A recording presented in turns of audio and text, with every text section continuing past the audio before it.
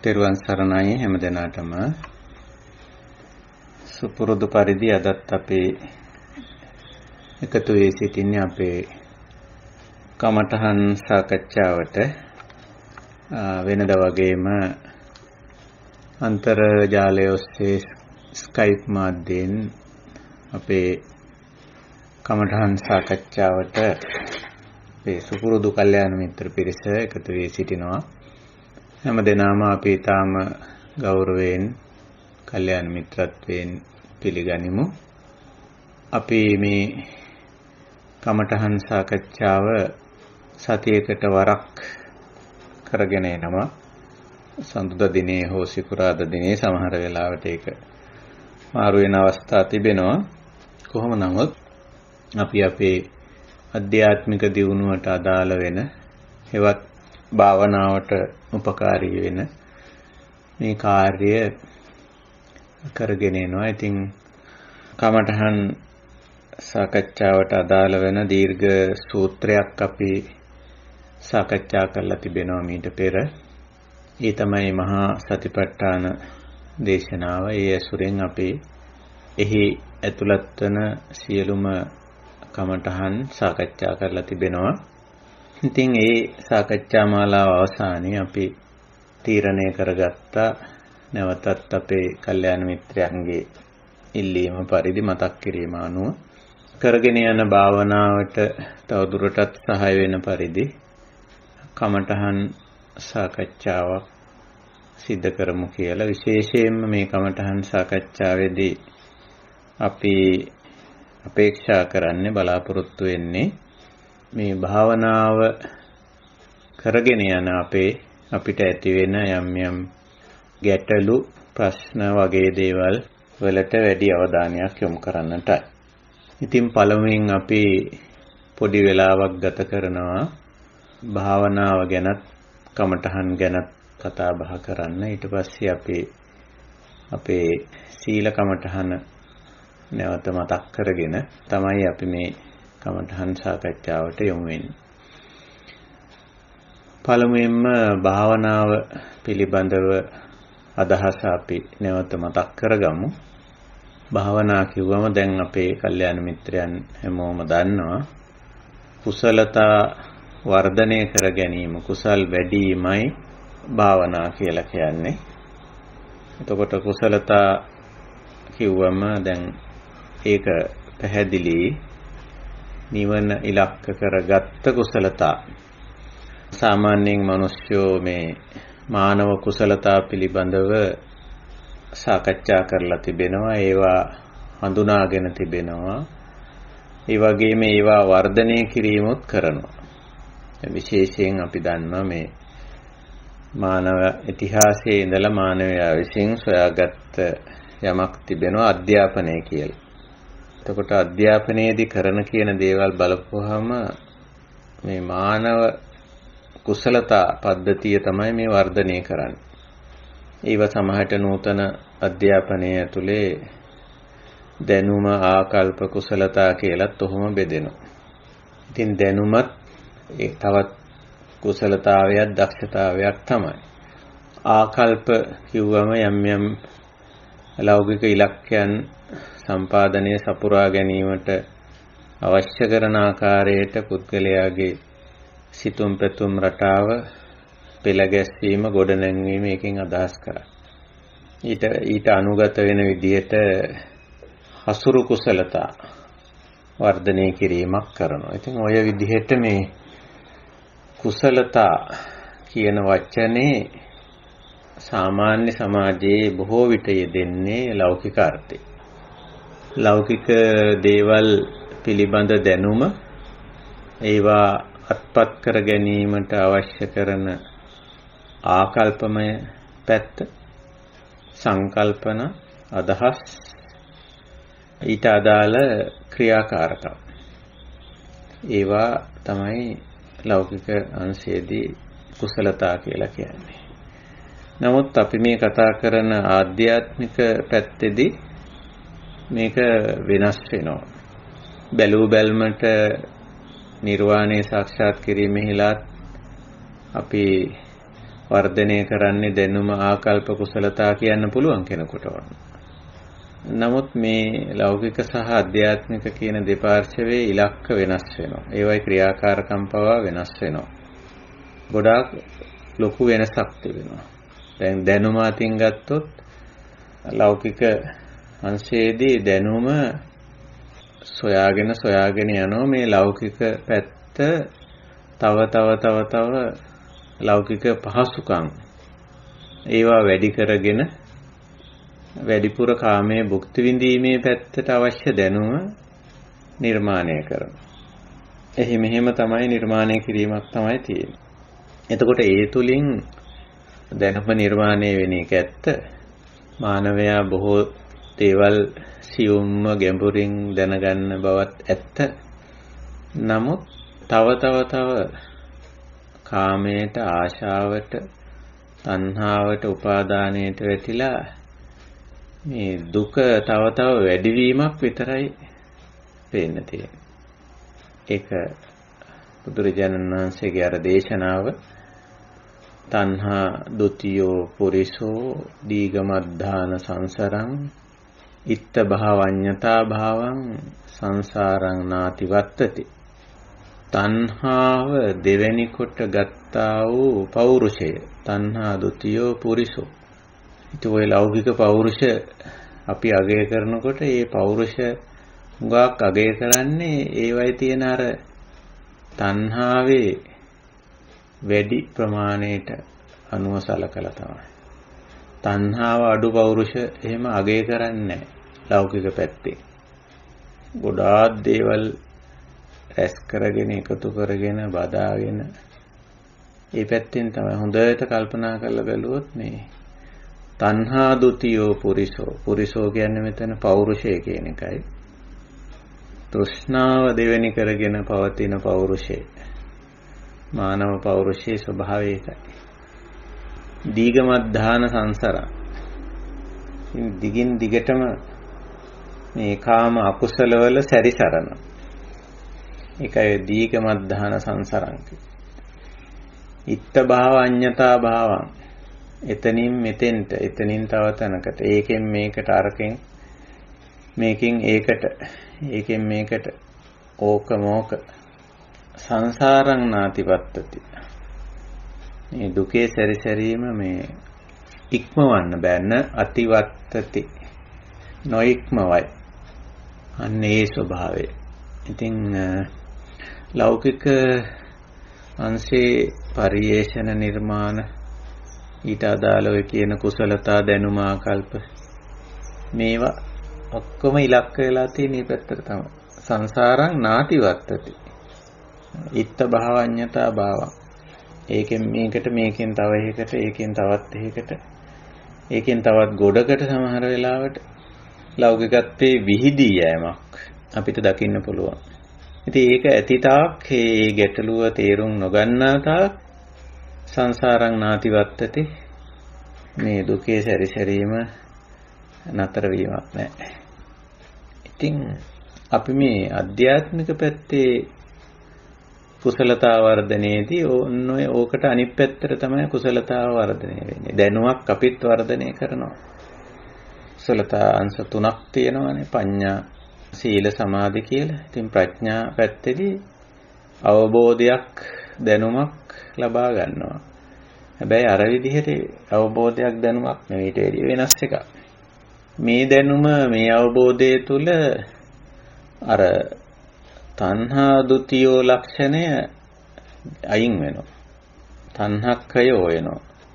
එතකොට අර උත්තේජකය තමයි වේදනා තණ්හා දෙක. සෝබාදහමෙන් දීලා තියෙන උත්තේජකයේ වේදනා විඳීම කියන එක.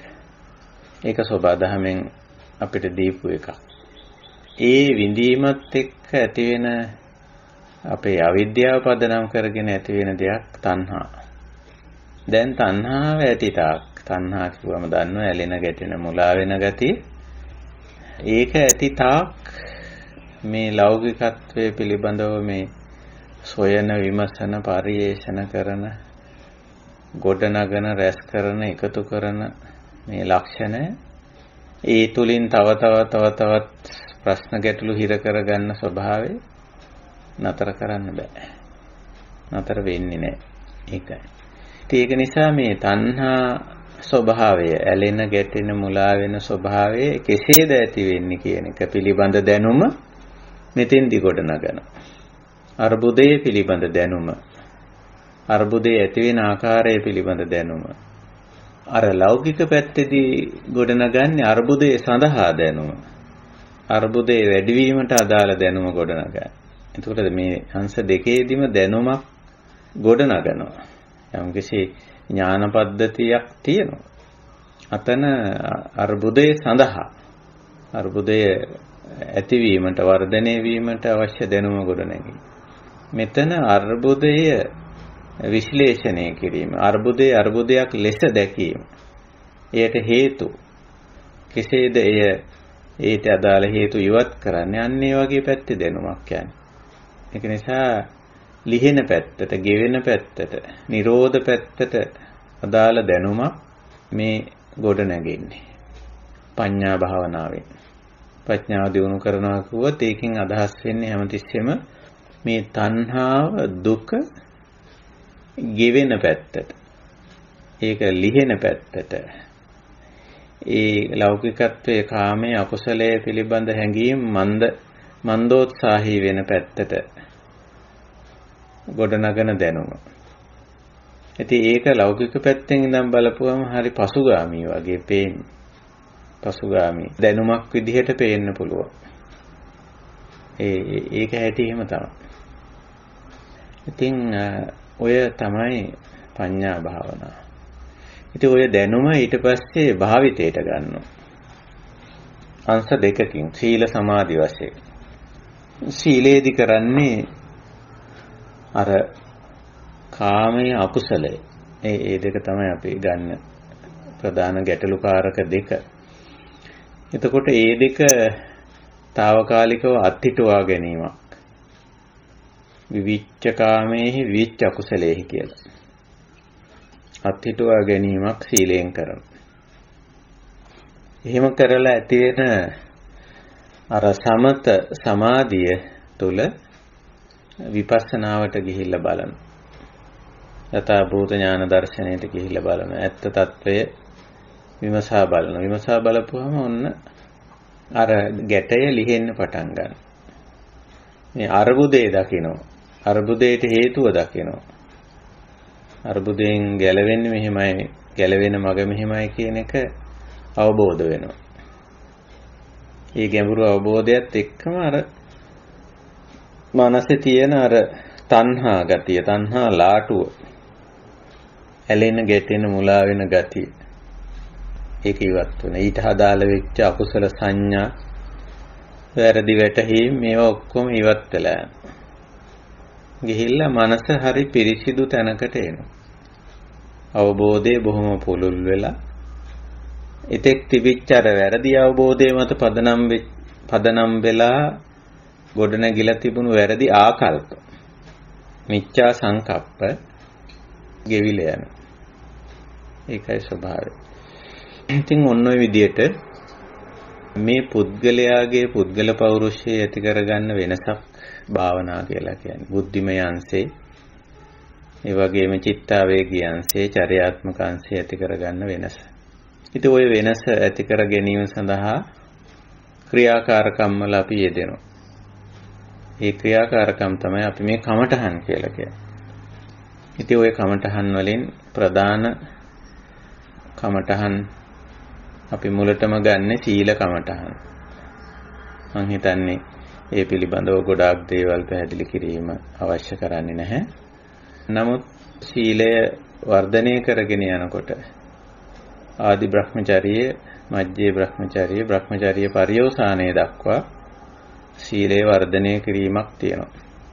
ඉතින් ආදි බ්‍රහ්මචර්ය, ආදි කියන්නේ මුල කියන එකනේ.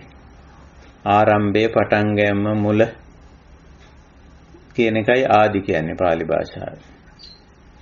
එතකොට ආදි බ්‍රහ්මචර්යාවේ ආචාර ධර්ම කොටස අපි දන්නවා. ශික්ෂාපද වශයෙන් 16ක් අපි හඳුනාගෙන තියෙනවා.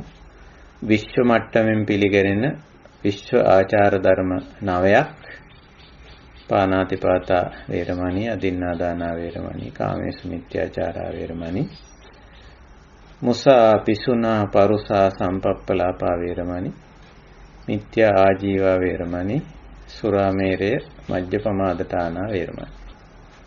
ඔය 9 මේ බ්‍රහ්මචර්යාව උසස් හැසිරීම ගොඩනැංවීමෙහිලා ආදි මුල් ආචාර ධර්ම හැටියට බුදුදහමේ නිර්දේශ කරනවා. ඒක නිසා මේවා ආදි බ්‍රහ්මචරීකා සික්ඛා කියලා බුද්ධ දේශනාවේ සඳහන් වෙලා තිබෙනවා. උතනින් පස්සේ තවත් ශික්ෂා තියෙනවා. අර නික්කම්මයට අදාළ ශික්ෂා 5 තියෙනවා. අබ්‍රහ්මචර්යා වේරමණී, විකාල භෝජනා වේරමණී, නච්ච ගීත වාදිත විසූක දස්සනා වේරමණී, මාලා ගන්ධ විලේපන ධාරණ මණ්ඩන දෝෂනට්ටානා වේරමණී, උච්චාසයන මහාසයනා වේරමණී වශයෙන්. එතකොට මේ වයින් අයින් වෙනකොට ගොඩනගන්නේ ඇත්තටම සමාධිය. මේ සමත සමාධිය තමයි ගොඩනගන්නේ සීලේ. සමත සමාධිය. අර කාම අකුසල ක්‍රියාවෙන් ඈත්වීමක්නේ. ඒ ක්‍රියාව නතර කිරීමක් තියෙන්නේ. ඒ තුල ලොකු අස්වැසිල්ලක්. විවේකජම් පීති සුඛං. කාය විවේකයක්. මනසට එක්තරා අස්වැසිල්ලකුත් ලැබෙනවා. ඒකයි විශේෂයෙන් ඔය නෙක්ඛම්ම ශික්ෂා. ඒ සඳහා විශාල දායකත්වයක් දරනවා. ඉතින් විවිච්ඡේව අකුසලේහි විවිච්ඡ කාමේහි කියන්නේ ඔන්න ඔය தত্ত্বය. ඔය පහ වගේම තවදුරටත් තියෙනවා ජාත රූප රජත පටිග්ගහනා වේරමණී. ඒ ශික්ෂා පදයක් තියෙනවා. එතකොට ශික්ෂා පද 15ක්. ඔය 15ම ආවරණය වෙන්න මෙත්තා විහෙරණම් කියන ශික්ෂා පදයේ දක්වලා තියෙනවා. ඉතින් ওই විදිහට ආදි බ්‍රහ්මචර්යාව නිවැරදි පිරිසිදු ජීවිතයේ ගොඩනැංවීමෙහිලා සමාරම්භක කටයුත්ත හැටියට ඔය සීල ශික්ෂාව දක්වලා තියෙනවා. ඉතින් අපි සීල ශික්ෂාව හැමෝම සමාදන් වෙලා රකින්න ඇත්තු නමුත් සීලාවර්ජණයෙන් අපි මේ කටයුතු ආරම්භ කරමු. මම ආරාධනා කරනවා සීල ශික්ෂාව නැවත මතක් කරගන්න කියලා හැම දිනාටම ගෞරවයෙන්. සීල් සමාදන් වෙලා නැති ඇත්තෝ සීලේ සමාදන් වෙන්න, සමාදන් වෙලා තියෙන ඇත්තෝ මතක් කරගන්න. කඩ වෙලා තියෙන ඇත්තෝ ඒවා පසුතැවෙන්නේ නැතුව කනගාටු නොවි නැවත ඒවා ආයති සංවරයේ පිහිටන් ඒ අරමුණු තුනම පදනම් කරගෙන අපි සීල ආවර්ජනය කරමු හැමදෙනාම එකට. සාදු සාදු සාදු. නමෝ තස්ස භගවතු අරහතෝ සම්මා සම්බුද්දස්ස. නමෝ තස්ස භගවතු අරහතෝ සම්මා සම්බුද්දස්ස. නමෝ තස්ස භගවතු අරහතෝ සම්මා සම්බුද්දස්ස. සරණාගමනේ. බුද්ධං සරණං ගච්ඡාමි, ධම්මං සරණං ගච්ඡාමි, සංඝං සරණං ගච්ඡාමි, ဒုတိယံ පි බුද්ධං සරණං ගච්ඡාමි, ဒုတိယံ පි ධම්මං සරණං ගච්ඡාමි, ဒုတိယံ පි සංඝං සරණං ගච්ඡාමි, තතියං පි බුද්ධං සරණං ගච්ඡාමි, තතියං පි ධම්මං සරණං ගච්ඡාමි, තතියං පි සංඝං සරණං ගච්ඡාමි. සාදු සාදු සාදු. සීල ආවර්ජනය, සීල සමාදානය. පළමුව විශ්ව ආචාර ධර්ම. පානාතිපාතා වේරමණී සික්ඛාපදං සමාදියාමි. අදින්නාදානා වේරමණී සික්ඛාපදං සමාදියාමි. කාමේසු මිච්ඡාචාරා වේරමණී සික්ඛාපදං සමාදියාමි. මුසාවාදා වේරමණී සික්ඛාපදං සමාදියාමි. පිසුනා වාචා වේරමණී සික්ඛාපදං සමාදියාමි. පරුසා වාචා වේරමණී සික්ඛාපදං සමාදියාමි. සංපප්පලාපා වේරමණී සික්ඛාපදං සමාදියාමි. මිච්ඡා ආජීවා වේරමණී සික්ඛාපදං සමාදියාමි. සුරාමේරය මජ්ජපමා දට්ඨානා වේරමණී සික්ඛාපදං සමාදියාමි. නික්කම්ම ශික්ෂා. අබ්‍රහ්මචර්යා වේරමණී සික්ඛාපදං සමාදියාමි. විකාල භෝජනා වේරමණී සික්ඛාපදං සමාදියාමි. නච්ච ගීත වාදිත විසූක දස්සනා වේරමණී සික්ඛාපදං සමාදියාමි. මාලා ගන්ධ විලේපන ධාරණ මණ්ඩන විභූෂණත්තානා වේරමණී සික්ඛාපදං සමාදියාමි. උච්චාසයන මහාසයනා වේරමණී සික්ඛාපදං සමාදියාමි. ජාත රූප රජත පටිග්ගහනා වේරමණී සික්ඛාපදං සමාදියාමි. මෙත්තා විහරණං සමාදියාමි. සාදු සාදු සාදු. ඔය අපි මතක් කරගත්තේ නැවතත් මේ සීල භාවනාවට අයිති මූලික ශික්ෂා පද්ධතිය. ඒ කියන්නේ සීල භාවනාවේ කමඨහන් කොටස. කර්මස්ථානය ඕක තමයි. කර්මස්ථානයක් කිව්වම කමඨහනක් කිව්වම එකකින් අදහස් කරන්නේ ඒ කුසලය වැඩෙන ක්‍රියාකාරකම්.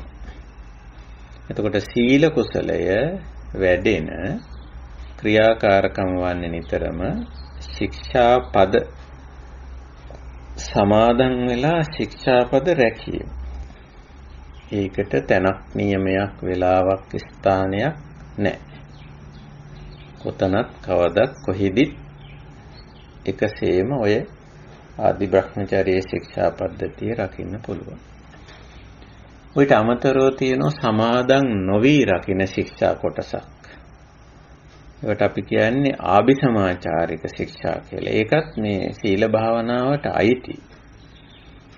ඒකත් ඇතුළත් කරලා තියෙනවා බුදුරජාණන් වහන්සේ. අභිසමාචාර සමාදන් වීමක් නැහැ. මොකද සමාදන් වෙන්නේ නැත්තේ සමාදන් වෙන්න තරම් මේවා එකතු කරගන්න බෑ. විශාල ප්‍රමාණයක් තියෙනවා. තනින් තැනට ස්ථානයෙන් ස්ථානයට කාර්යයෙන් කාර්යයට පුද්ගල සම්බන්ධතාවයෙන් පුද්ගල සම්බන්ධතාවයට මේවා වෙනස්. ඉතින් ඒ තැනදී ඒ කාර්යයේදී කරනකොට ඒ පුද්ගල සම්බන්ධතාවය පවත්වනකොට එතන තත්ත එතන ඒක දැන අවබෝධ කරගෙන ඊට අදාළ ආචාර ධර්මයේ රැකීමයි මේ ආභිසමාචාරික ශික්ෂාවල ලක්ෂණ. ඒක සාමාන්‍ය ලෝක සම්මත යහපත් සිරිත් විරිත් නීති රීති සම්මුති ව්‍යවස්ථා අනපන මේවා තමයි ඔය අභිසමාචාර ගණයට අයිති වෙන්නේ. ඒකත් අවශ්‍යයි. අංශ දෙකම එකතු කරගෙන තමයි අපි සීල භාවනාව කරන්නේ. ඒකයි. එතකොට සීල භාවනාව කියන්නේ මොකද්ද? ඊට අදාළ කමටහන් මොනවාද කියන පැහැදිලි. ඉතින් ඉන් පස්සේ අපි ඔය සමාධි භාවනාවට යමු වෙනවා. අපි දැන් මේ කමඨහන් සාකච්ඡා මාලාවේ සමාධි කොටස තමයි දැන් කතා කරගෙන යන්නේ. අපි සීල කොටස ගොඩාක් කතා කරලා අවසන් කළා. අද ඔය ඊටාම කෙටියෙන් මතක් කළේ. එතකොට සමාධි ශික්ෂාවට ආපුවම අපි කලින් හමුවේදී මතක් කළා මේ සමාධි කියන වචනේ. ඒකත් අර කුසලතා කියන වචනේ වගේ ලෞකික පැත්තට සමාධි කියන වචනේ යෙදිලා තියෙනවා. නොඑක කටයුතු වලදී ওই ලෞකික වැඩවලදී සමාධි කියන වචනේ මිනිස්සු යොදා ගන්න.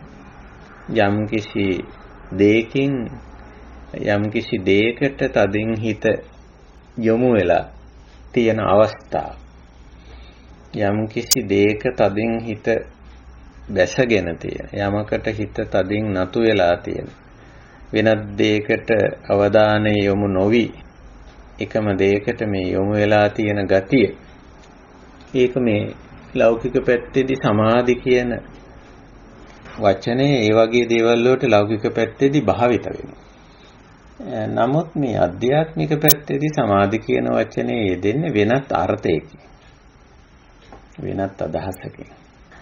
ඒකට අපිට ගන්න පුළුවන් ඒක කොටස් දෙකට බෙදලා සමත සමාධි විපස්සනා සමාධි කියලා.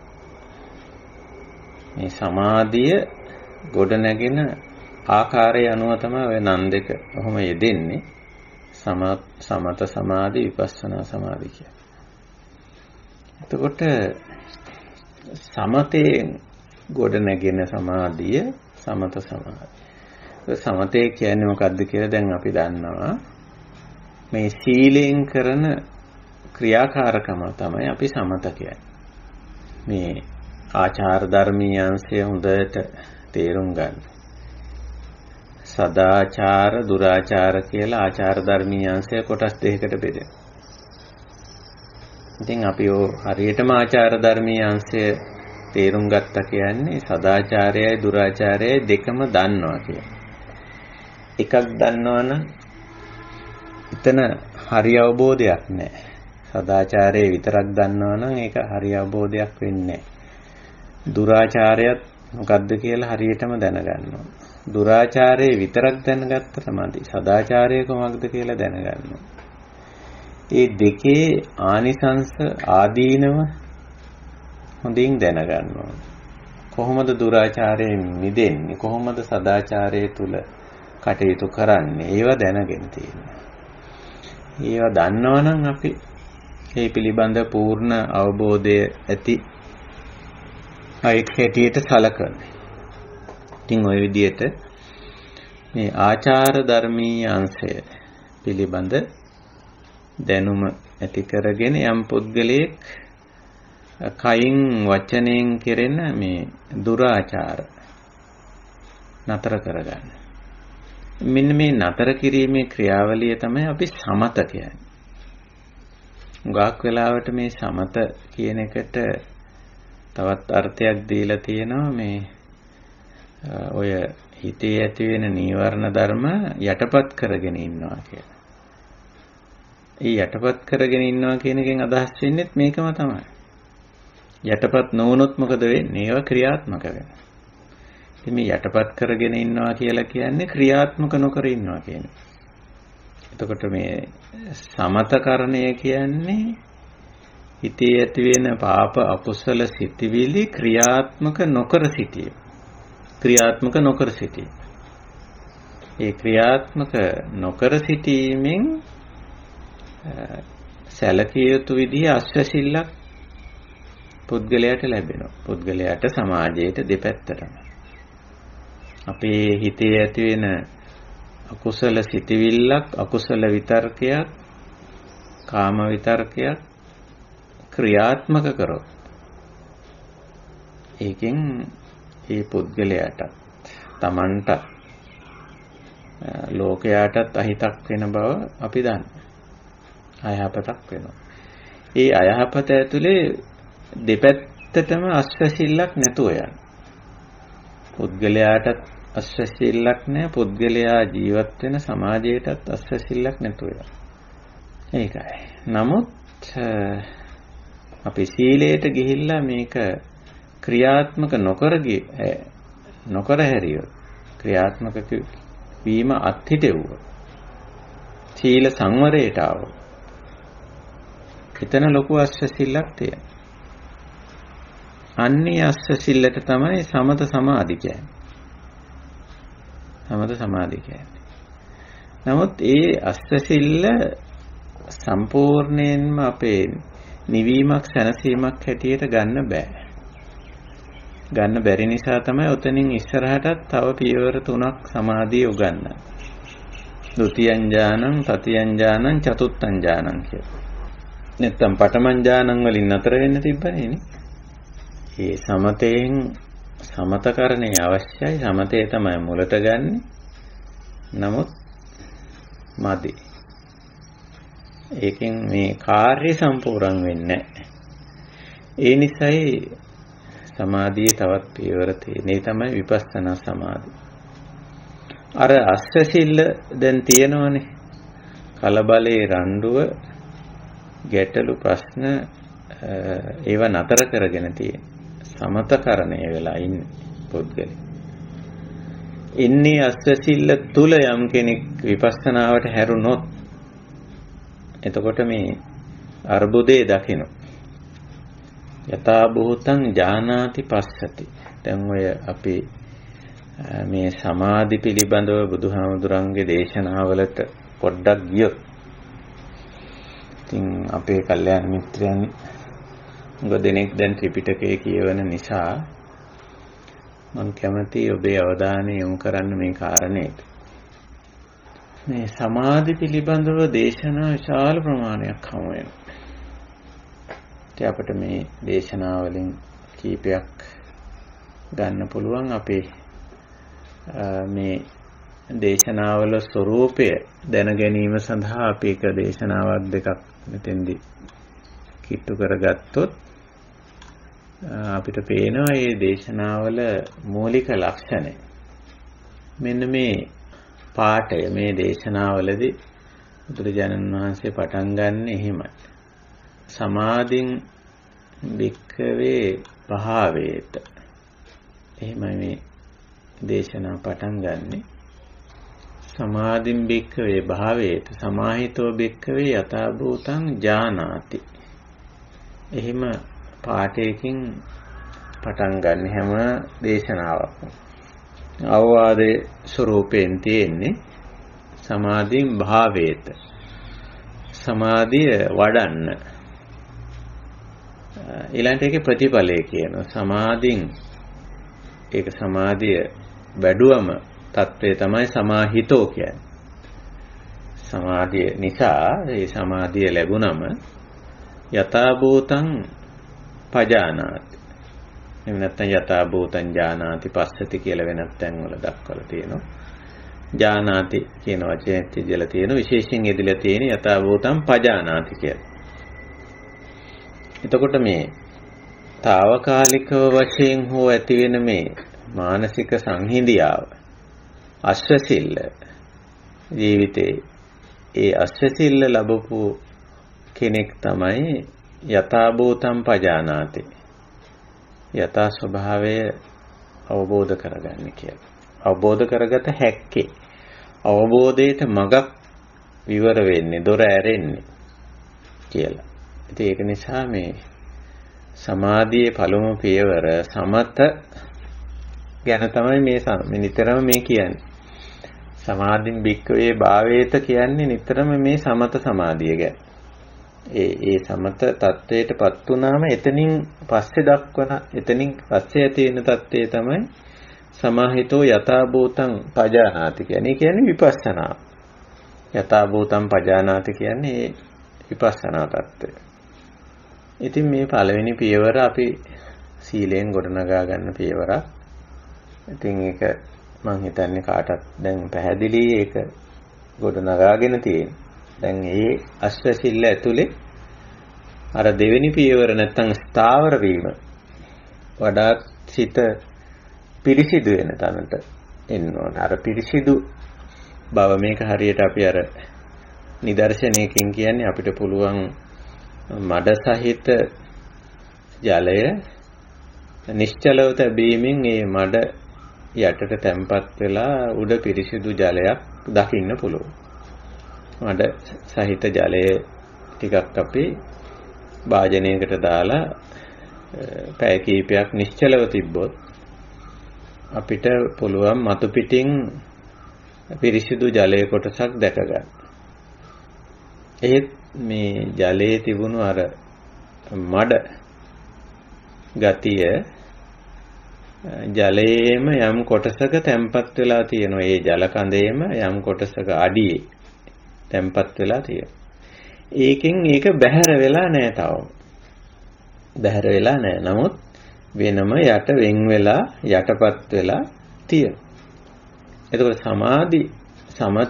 සමත සමාධි తত্ত্বය ඔන්නෝම එකක් හරියට. ජලය මතු පිට කොටස පිරිසිදු වෙලා තියෙනවා. අර සීලයෙන් සිද්ධ වෙන්නේ ඒක. මතු පිට කොටසනේ අපේ ආචාර ධර්මීයංශයනේ.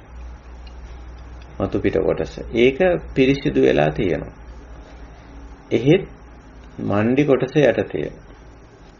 යම් වෙලාවක අර යට හෙල්ලුණා. ආපහු මොකද වෙන්නේ? ආපහු මේ මඩ කොටස් මේ ජලයට ආපහු මිශ්‍ර වෙනවා. ආය ජලය අපිරිසිදු වෙනවා. මෙන්න මේ ගැටලුව තියෙනවා. සමතය වඩලා සමතයෙන් කොච්චර දියුණු වුණත් පුද්ගලයෙක් මේ අර්බුදේ තියෙනවා. ඒක නිසා බුදුරජාණන් වහන්සේ අර යට තියෙන මඩ ටික ගැන අවධානය යොමු කළා. හැබැයි බුදුරජාණන් වහන්සේගේ ඒ කියන්නේ බෝධිසත්වයන් වහන්සේගේ ගුරුවරු ඔය පළවෙනි කොටස ඉගෙනුවා. ඒ සමතේ ඉගෙන ගත්තේ බුදුරජාණන් වහන්සේ මේ විවකට හිටිය ප්‍රසිද්ධ ගුරුවරුන්ගේ. විවකට හිටිය සමතේ බොහොම ගැඹුරින් උගන්වපු ගුරුවරු. ඒගොල්ලෝ මේ කැළඹුණු ජලයේ නිශ්චල කරලා තියලා මෙහි තියෙන මේ මඩ අයින් කරගෙන හිටියා. මතු පිට රොඩු ටිකත් අයින් කරා. අර ගිහි ජීවිතවලින් ලෞකික ජීවිතවලින් ඈත් වුණා ශ්‍රමණවරු. ඒක නිකන් මතු පිට තියෙන රොඩු ටික අයින් කරලා දැම්මා වගේ. ඊට පස්සේ ගෘහස්ත ජීවිතවලින් අයින් වෙලා මේ සමත ක්‍රම පාවිච්චි කරා. අර ජලයේ බොර මඩ යට බැස්සුවා. අඩියට බස්සලා තිබ්බා. දැන් ජලය පිරිසිදුයි, මතු පිට කොටස පිරිසිදුයි. එහෙත් ජලයේ අපිරිසිදු කොටස ඒ ජලයෙන් බැහැර වෙලා නැහැ. යට අඩියේ තියෙනවා. හෙල්ලුණු ඕනම වෙලාවක අර යට අඩියේ තියෙන මඩ කොටස් ආපහු ජලයට මිශ්‍ර වෙනවා. ඔය අර්බුදයේ ඔය ගැටලුව බෝධිසත්ව කාලෙම දුටුවා. බෝධිසත්ව කාලෙම දුටුවා. දැකලා ඒකයි ගුරුවරු අතහැරලා දාලා රාමපුත්ත උදක ආලාර කාලාම වගේ සඳහන් වෙන අය බෝසතාණන් වහන්සේ සිද්ධාර්ථට කිව්වා මේක තමයි අපේ ක්‍රමය. මේක හොඳයි. මේක තමයි හරි ක්‍රමය. සිද්ධාර්ථත් ඒක කරලා බැලුවා. හරි. ඒගොල්ලන්ගේ ක්‍රමේ හරි යමක් තියෙනවා. මේක සමත වෙලා තියෙනවා. මණ්ඩියට බැහැලා තියෙනවා. ඒක හරි. නමුත් ඕනම වෙලාවක මේක කැළඹිලා ආපහු මේක අපිරිසිදු වෙන්න පුළුවන්. අපිරිසිදු වෙලා ආපහු මොකද වෙන්නේ? ආපහු මේක වීතික්කම වෙන්නත් පුළුවන්. ඒ කියන්නේ වචනෙන් සහ ක්‍රියාවෙන් ක්‍රියාත්මක වෙන්නත් පුළුවන්. එහෙනම් මේක හරි නෑ. මේක ප්‍රමාණවත් නෑ. අර යට මණ්ඩි ටික අයින් කරන ක්‍රමය මොකද්ද කියලා ඔන්න බෝසතාණන් වහන්සේ කල්පනාවට ගත්තා. අරගෙන තමයි මේ විපස්සනා සමාධිය බෝසතාණන් වහන්සේ සකස් කෙරුවේ. ඒකෙන් තමයි අපේ මුනිවරු අතරේ මේ ශාක්‍ය මුනි වෙනස් වෙන තැන. නැත්තම් ලෝකේ තවත් මුනිවරු ඉන්නවා. හිටියා. අදත් ඉන්නවා, අනාගතයටත් ඉඳී, අතීතෙත් හිටියා. ඒ මුනිවරු අතරේ ශාක්‍ය මුනි වෙනස් වෙන තැන. එතන තමයි මේ විපස්සනාව ගොඩනැගුවා. ඒක හරියට අර නිදර්ශනයෙන්ම කිව්වොත් අර අපිරිසිදු මඩ සහිත ඒ ජල බඳුනට දිගටම පිරිසිදු ජලය දාගෙන යනවා. පිරිසිදු ජලය වක් කරගෙන යනවා. එහෙම කරනකොට කාලයක් යනකොට මේකේ තියෙන මේ අපිරිසිදු කොටස්, මඩ කොටස් දිගින් දිගටම පිරිසිදු ජලය දැමීම නිසා ඒකෙන් ඉවත් වෙනවා. මේක උතුරලා ගිහිල්ලා මඩ සහිත. ඒ දිගින් දිගටම දාන්නේ පිරිසිදු ජලයෙන්. පිරිසිදු ජලය දානකොට අපි මේක වතුර වීදුරුවක්, මඩ සහිත වතුර වීදුරුවක් වගේ දෙයක් අරගෙන මේක කරන්න පුළුවන්. දිගටම අපි මේ අපිරිසිදු ජල බඳුනට පිරිසිදු ජලය වක් කරගෙන ගියොත් යම් තැනක් එනවා මේ ජල බඳුන පිරිසිදු ජලයෙන් පිරීලා යන. අපිරිසිදු ජලය උතුරලා යනවා මේක. බැහැර වෙනවා. ඒක තමයි විදර්ශනාවෙන් කරේ. දිගින් දිගටම ප්‍රඥාව දියුණු කිරීම, මේ පිරිසිදු ජලය වැක් කිරීම කියලා කියන්නේ. කරනකොට මෙහි තියෙන මේ යටපත් කරගෙන තිබුණු අපි මණ්ඩි බැහැලා අඩියට බැහැලා තියෙන මේ ක්ලේශ ධර්ම, අනුසය කියලා අපි ඒවට කියනවා. ඒ ක්ලේශ ධර්ම බැහැර වෙනවා. අකුසල සංඥා, අකුසල චේතනා, අයෝනිසෝ මනසිකාරව තමයි අර යටපත් කරන් ඉන්නේ අපි.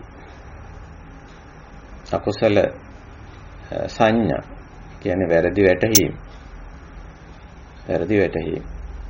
ඒවා සුද්ධ වෙන්නේ විපස්සනාවෙන්. මේ යථාභූත ඥාන දර්ශනය. එතකොට යථාභූත ඥාන දර්ශනයට ගියාම අමුතු විදිහේ දැනුමක් ගොඩනගනවා වගේ අපිට පේනවා. අමුතු දැනුමක් නෙමෙයි ඇත්තටම. යථාභූත ඥාන දර්ශනනේ. යථාභූත වෙනකොට අමුතු එකක් නෙමෙයි. තියෙන එක. තියෙන ස්වභාවය. යථා ස්වභාවය තමයි මේ දකින්නේ. මොනවාද යථා ස්වභාවය කියන්නේ? මේ අනිත්‍යතාව. හැම දෙයකම තියෙන මේ වෙනස් වන සුළු ස්වභාවය.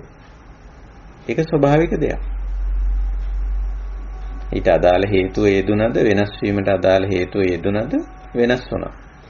ඒකට මේ අහවල් වෙලාවේ, අහවල් ස්ථානයේදී, අහවල් විදියටයි වෙනස් වෙන්නේ කියලා එහෙම කියන්න බෑ.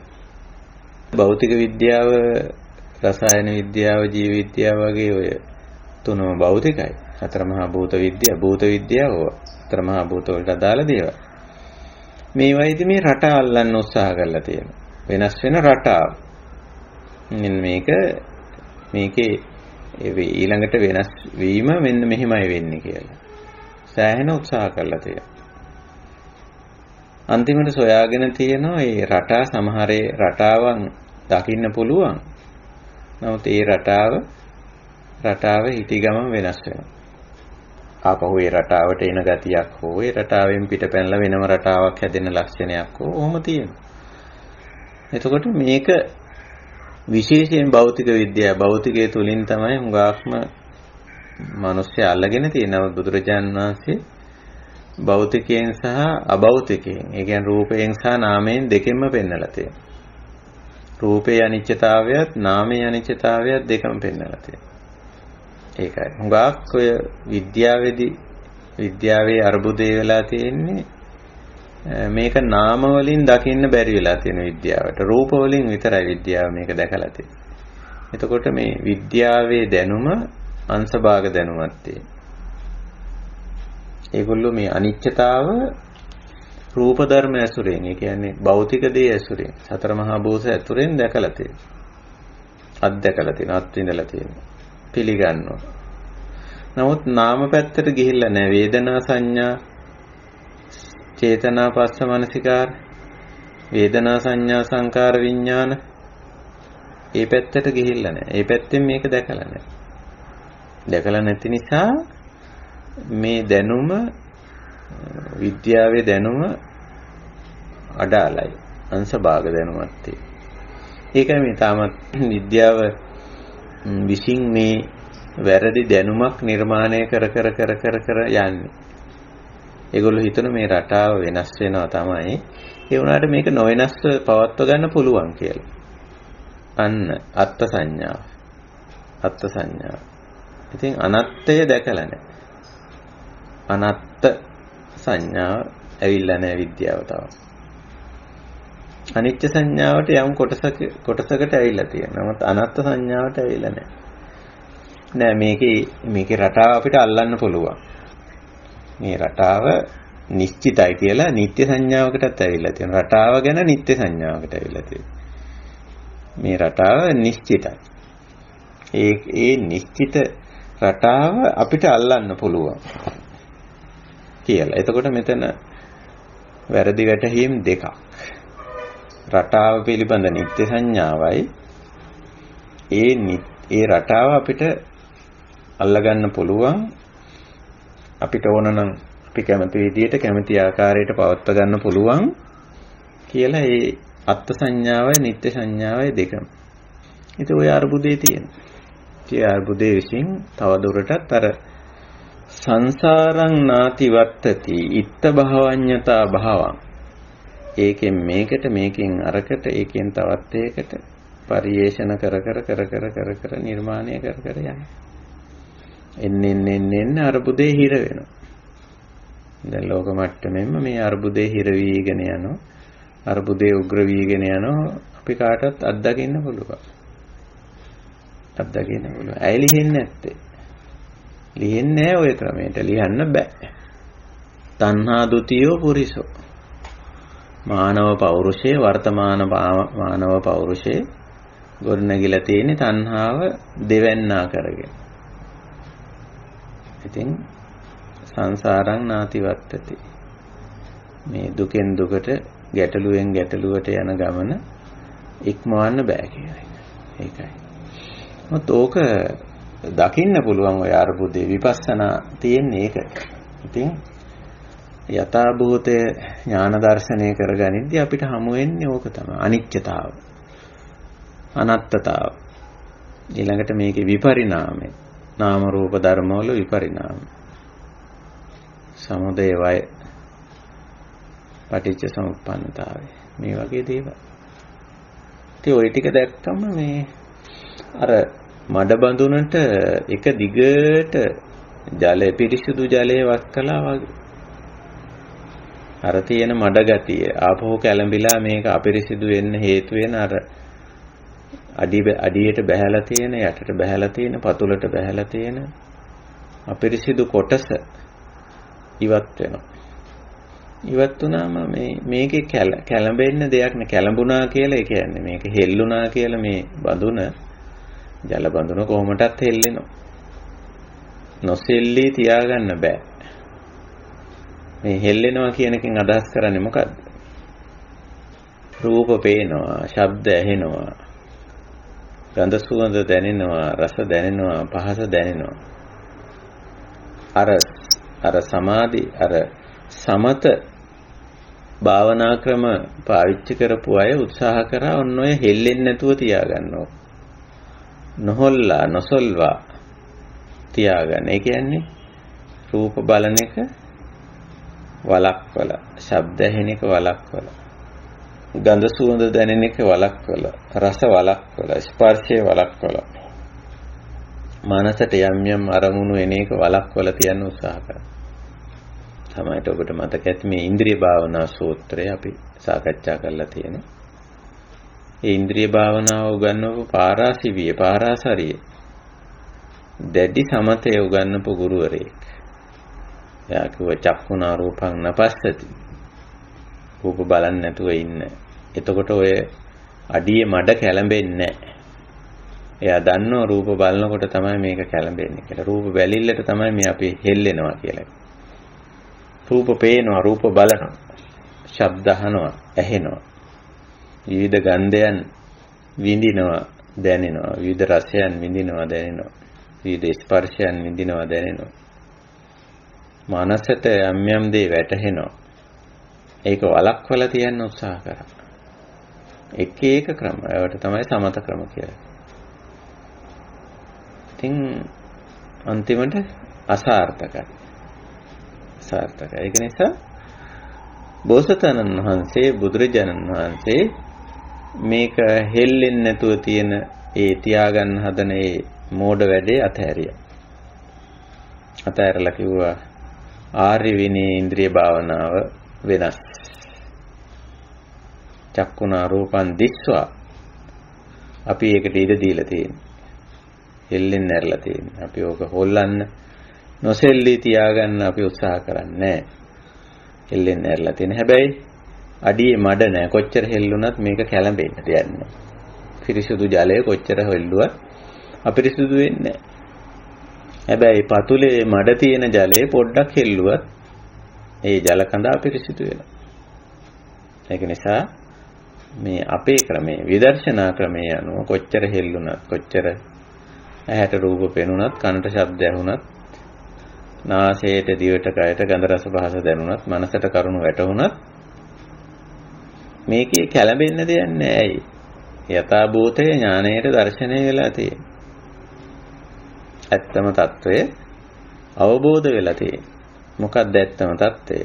මේ අනිත්‍ය බව, මේ අනාත්ම බව, මේ නාම රූප ධර්ම විපරිණාමයටපත් වෙන ස්වභාවය. ඇති වුණා වගේම නැති වෙලා යන ස්වභාවය, සමුදය වය. හැම දෙයක්ම හේතුඵල අනුව සිදුවෙන ආකාරය පටිච්ච සමුප්පන්න. ඉතින් ওই ටික ගැඹුරින් අවබෝධ කරගත්තම අර මඩ අයින් වෙලා තියෙන්නේ. පතුලේ දැන් කැළඹුණාට කොච්චර හෙල්ලුවත් කොච්චර චලනය වුණත් මේකේ කැළඹෙන්න දෙයක් නැහැ, අපිරිසිදු වෙන්න දෙයක් නැහැ. එතෙන්ට ආපුව තමයි අපි කියන්නේ විපස්සනා සමාධි කියලා. විපස්සනා සමාධි. දැන් මෙතන කැළඹෙන්න දෙයක් නැහැ. ඒකයි දැන් බුදුවරු ඉන්නේ මේ සමාජේ. බුදුවරු ඉන්නේ ඇස් අරගෙන. බුදුවරු කන් වල ඇබ ගහගෙන නැහැ. නාසය වහගෙන නැහැ. දිවෙන් විඳින රස වලින් ඉවත් වෙලා නැහැ. කයෙන් විඳින පහසෙන් ඉවත් වෙලා නැහැ. මනසට වැටෙන කරුණු අත්හිටවල නතර කරලා නැහැ. සියල්ල සිදු වෙනවා. සාමාන්‍ය අසුතවා පුතුජන කෙනෙක් දකින ආහන විඳින වැටෙන සියල්ලම එසේම සිද්ධ වෙනවා. කාලකාරාම වගේ සූත්‍ර මම හිතන්නේ අපි කතා කරලා තියෙනවා කලින් මගේ මතකයේ හැටියට. ඉතින් බුදුරජාණන් වහන්සේ ඒකයි කියන්නේ. යන් දිත්තං සුතං මුතං විඤ්ඤාතං පත්තං පරියේචිතං අනුවිචරිතං මනසා සමහං ඥානා නජානාමීති වදෙය්‍යං නැහැයි කියලා මම කියනවා නම් මමස්ස මුසා ඒක මගේ බොරුවක් වෙනවා. මමස්ස කලි ඒක මගේ දෝෂයක් වෙනවා. ඒකේ බොරුව මං කියන්නේ නැහැ දැන්. මම රූප බලන්නේ නැහැ. ශබ්ද අහන්නේ නැහැ. ගන්ධ රස පහස විඳින්නේ නැහැ. මනසෙන් කරුණු වටහා ගන්න නැහැ කියන්නේ නැහැ මං. එහෙම කියනවා නම් ඒක මගේ බොරුවක්. මොකද බුදුරු ඒ ක්‍රියාවලිය තුල ඉන්නේ. හැබැයි දැක්ක කියලා, ඇහුවා කියලා, වින්ද කියලා, වැටුණා කියලා කැළඹීමක් නැහැ. අකුප්පා චේතෝ විමුක්ති. අකුප්පා කැළඹෙන්නේ නැහැ. ඒ කැළඹෙන්න අදාළ හේතු නැහැ. අර අවිද්‍යාව දුරු කරලා තියෙන්නේ. ඒකයි. තෝකයි නොමයි විපස්සනා සමාධියේ ස්වභාවය. ඉතින් අපේ විපස්සනා සමාධිය ගොඩනගා ගන්න මේ නොකැළඹෙන පිරිසිදු ජල බඳුනක් වැනි හිතක් තියාගන්න අපි මේ යථා ස්වභාවයේ ගැඹුරට ගිහිල්ලා අවබෝධ කරගන්නවා. ඉතින් ඒ සඳහා තමයි අපි ඔය ධර්ම සාකච්ඡාවක් විශේෂයෙන් කරන්නේ, සූත්‍ර සාකච්ඡාවක් කරන්නේ බුද්ධ දේශනා ඇසුරු කරගෙන තවදුරටත් මේ යථා ස්වභාවය පැහැදිලි කරගන්න උත්සාහ කරන්නේ. ඉතින් මේ සමාධි භාවනා සූත්‍ර වලට ගියාමත් අපිට පේනවා අර යථා භූතං ජානාති පජානාති කියන එක ආපහු ප්‍රශ්න කරලා ඒක විස්තර කරනවා. දැන් මේ සූත්‍රයේදීත් ඒක ඔබට දැක ගන්න පුළුවන් කිංච යථා භූතං පජානාති. මොකද්ද මේ? මොකේද යථා ස්වභාවය දැනගන්නේ? මොකද්ද මේ යථා ස්වභාවය කියලා කියන්නේ? ඉතින් එක එක තැන්වලදී එක එක විදිහට දැන් මේ පළවෙනි අපි උද්දෘත කරලා තියෙන සමාධි භාවනා සූත්‍රයේදී සමුදයංච අත්තංගමංච කියලා දක්වන්නේ යථා ස්වභාවයේ හැටියට. දැන් අපි යථා ස්වභාවය ගැන කියනකොට දල වශයෙන් සාමාන්‍යයෙන් අපි පහක් හතේ ඇඟිලි පහ වගේ කියනවනේ. අනිච්චතා, අනත්තතා, විපරිණාමතා, සමුදය වයතා, පටිච්ච සමුප්පන්නතා කියලා. ඒතර මෙතෙන්දී බුදුරජාණන් වහන්සේ පහෙන් එකයි අරන් තියෙන්නේ. සමුදය වය. සමුදයංච අත්තංගමංච කියලා අරන් තියෙන්නේ. සමුදයංච අත්තංගමංච. එතකොට හැම දෙයකම නාම රූප ධර්ම වල මේ සමුදය අත්තංගම දෙක අවබෝධ කර ගැනීම තමයි මෙතන දක්වන්නේ. මොනවයි සමුදය අත්තංගමද? ඒකත් මෙතෙන්දි විස්තර කරනවා. රූපස්ස සමුදයංච අත්තංගමංච. වේදනාය සමුදයංච අත්තංගමංච. සංඥාය සමුදයංච අත්තංගමංච. සංඛාරාණං සමුදයංච අත්තංගමංච. විඥානස්ස සමුදයංච අත්තංගමංච. මොකද මේ සමස්තය කොටස් පහකට බෙදෙනවනේ රූප වේදනා සංඥා සංකාර විඥාන කියලා. කොටස් දෙකකට නාම රූප කියලා ඊට පස්සේ පහකට රූප එක කොටසකටත් නාම කොටස් පහකට හතරකටත් වශයෙන්. කොහොම බෙදා දක්වන සමස්තය තමයි ඔය බෙදලා දක්වන්නේ පහකට. රූප වේදනා සංඥා සංකාර විඥාන. ඔය පහේම සමුදය අත්තංගමය දැක්කම ඔන්න යථා භූතය තේරුම් ගත්ත වෙනවා. යථා භූතං පජානාති කියලා කියනවා. ඉතින් ඒක මෙතෙන්දි ටිකක් ගැඹුරින් විස්තර කර කිරීමකුත් තියෙනවා. ඒකටත් අපි පොඩ්ඩක් අවධානය යොමු කරලම මේ සාකච්ඡාව කිසියම් නිමාවක් කරමු.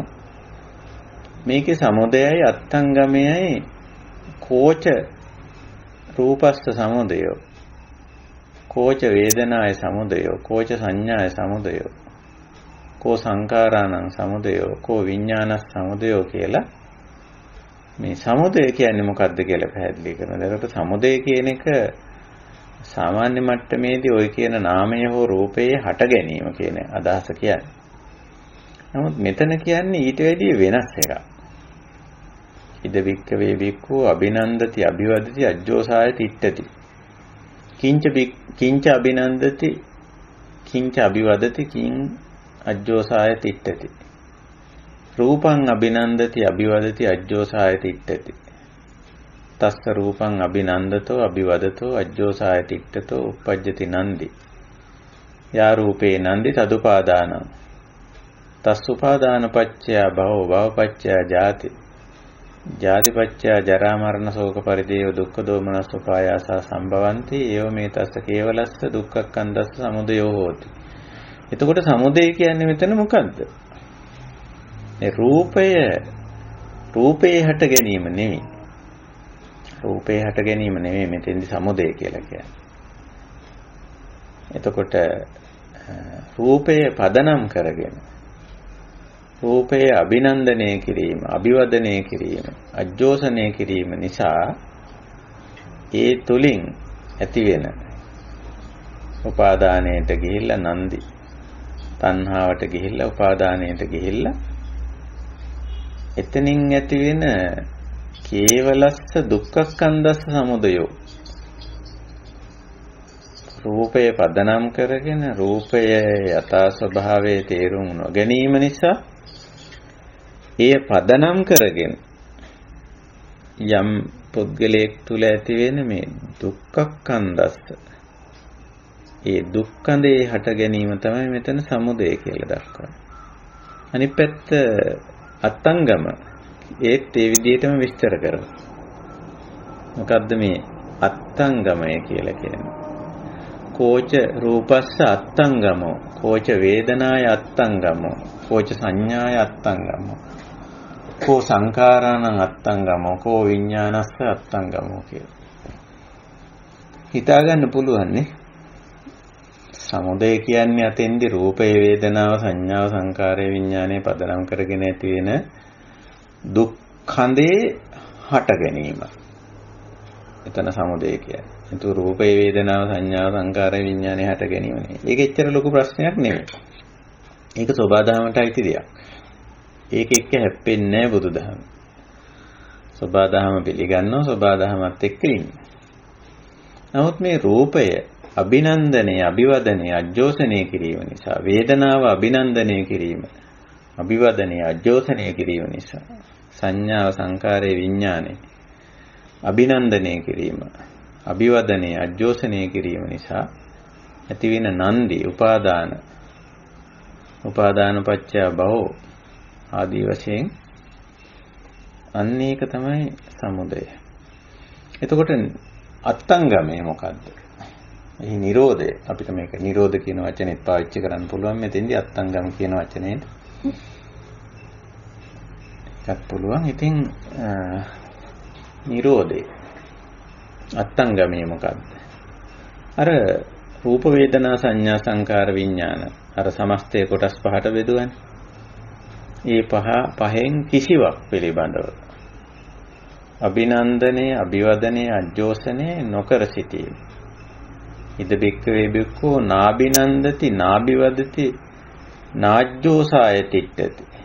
කිංච රූපං නාබිනන්දති, නාබිවදති, නාජ්ජෝසාය තිට්ඨති. වේදනා, සංඥා, සංකාර, විඥාන ඒත් ඒ විදිහටම. එතකොට තස්ස රූපං අනබිනන්දතෝ, අනබිවදතෝ, අනජ්ජෝසාය තිට්ඨතෝ යා රූපේ නන්දි සා නිරුජ්ජති. අන්න මං කිව්වේ ඒක එතන නිරෝධ කියන වචනේත් යොදන්න පුළුවන් කියලා. එතකොට අභිනන්දනය, අභිවදනය, අජෝසනය නොකිරීම නිසා රූපේ පිළිබඳව තියෙන අර නන්දි, තණ්හාවටම වචනයක් නන්දි කියන්නේ. සා නිරුජ්ජති.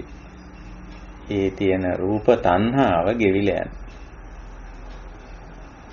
තස්ස නන්දි නිරෝධා උපාදාන නිරෝධෝ, උපාදාන නිරෝධා භව නිරෝධෝ, භව නිරෝධා ජාති නිරෝධෝ, ජාති නිරෝධා ජරා මරණ ශෝක පරිදේව දුක්ඛ දෝමනස්ස උපායාසා නිරුජ්ජಂತಿ. ඒවමේතස්ස කේවලස්ස දුක්ඛක්ඛන්දස්ස නිරෝධෝ හෝත්. එතකොට අත්ංගම කියන වචනේ උඩින් පාවිච්චි වෙන්නේ. නමුත් අන්තිමට පැහැදිලි කරන්නේ නිරෝධෝ කියන වචනේ යොදන්නේ. මේක අවබෝධ කරගෙන රූප, වේදනා, සංඥා, සංකාර, විඥාන කියන මේ නාම රූප ධර්මතා ටික අවබෝධ කරගෙන ඒකේ යථා ස්වභාවය තේරුම් අරගත්තම ඒ පිළිබඳ අභිනන්දනය කරන්න, අභිවදනය කරන්න, අජෝසනය කරන්න දෙයක් නැහැ. ඒකයි. ඕක තමයි විපස්සනා. ඕකෙන් ඇති වෙන සමාධිය තමයි විපස්සනා සමාධිය කියන්නේ. අපි දැන් මේ සමාධි ශික්ෂාව, සමාධි භාවනාව ගැනයි කතා කරන්නේ. ඉතින් ওই විපස්සනා සමාධිය ගොඩනගෙන නම් යථාභූත ඥාන දර්ශනය ඕනෙමයි. ඒකෙන්මයි මේක ගොඩනගන්නේ. ඉතින් යථාභූත ඥාන දර්ශනය ඇති කරගන්නේ මේ සමස්තය පිළිබඳව. සමස්තය කොටස් දෙකකට බෙදෙනවා, නාම රූප කියලා. තවත් වෙලාවක පහකට බෙදෙනවා, රූප, වේදනා, සංඥා, සංකාර, විඥාන කියලා. ඒකයි. බොහෝ වෙලාවට බුදුරජාණන් වහන්සේ මේ පහට බෙදලා තමයි දක්වන්නේ. රූප, වේදනා, සංඥා, සංකාර, විඥාන වශයෙන්. ඉතින් ඒහි යථා ස්වභාවය දැක්කම ඒ පිළිබඳව තිබුණු අර නන්දි, තණ්හා, උපාදාන ගෙවිලා යනවා. ඉතින් මේ ඒ පිළිබඳව තියෙන නන්දි තණ්හා උපාදාන ටික තමයි අර මඩ අඩියේ පතුලේ තියෙන අර මඩ ටික වෙන්නේ. ඕක තමයි මේ සමාධි විපස්සනා සමාධිය වැඩිීමේ මේ ස්වභාවයේ ලක්ෂණය. හොඳයි. මම උපමනකින් මගේ සාකච්ඡාව අවසන් කරලා අපි මේ වෙනද වගේම අපේ ධම් සභාවේ ඉන්න කල්යාණ මිත්‍රයන්ට ඉඩ අවකාශ දෙමු. මොන හරි සාකච්ඡාවට ගන්න යමක් තියනවාද කියලා බලන්න. ඒ සඳහා එහෙමනම් මෙතෙන් සිට ඉඩ අවකාශ ලබා ගන්නවා.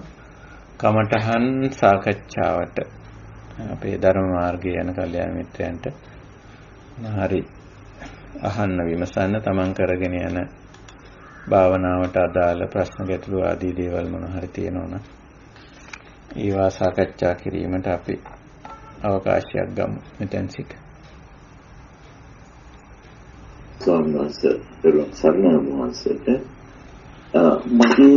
මගේ ප්‍රශ්නය මේ සමාධි භාවනා සූත්‍රයේදී දැන් මෙතන මේ සමුදය කියන එකයි නිරෝධ කියන එකයි මේ දුකේ සමුදය දුකේ නිරෝධය කියලා මේ මෙතන විස්තර වෙන්නේ ඇත්තටම.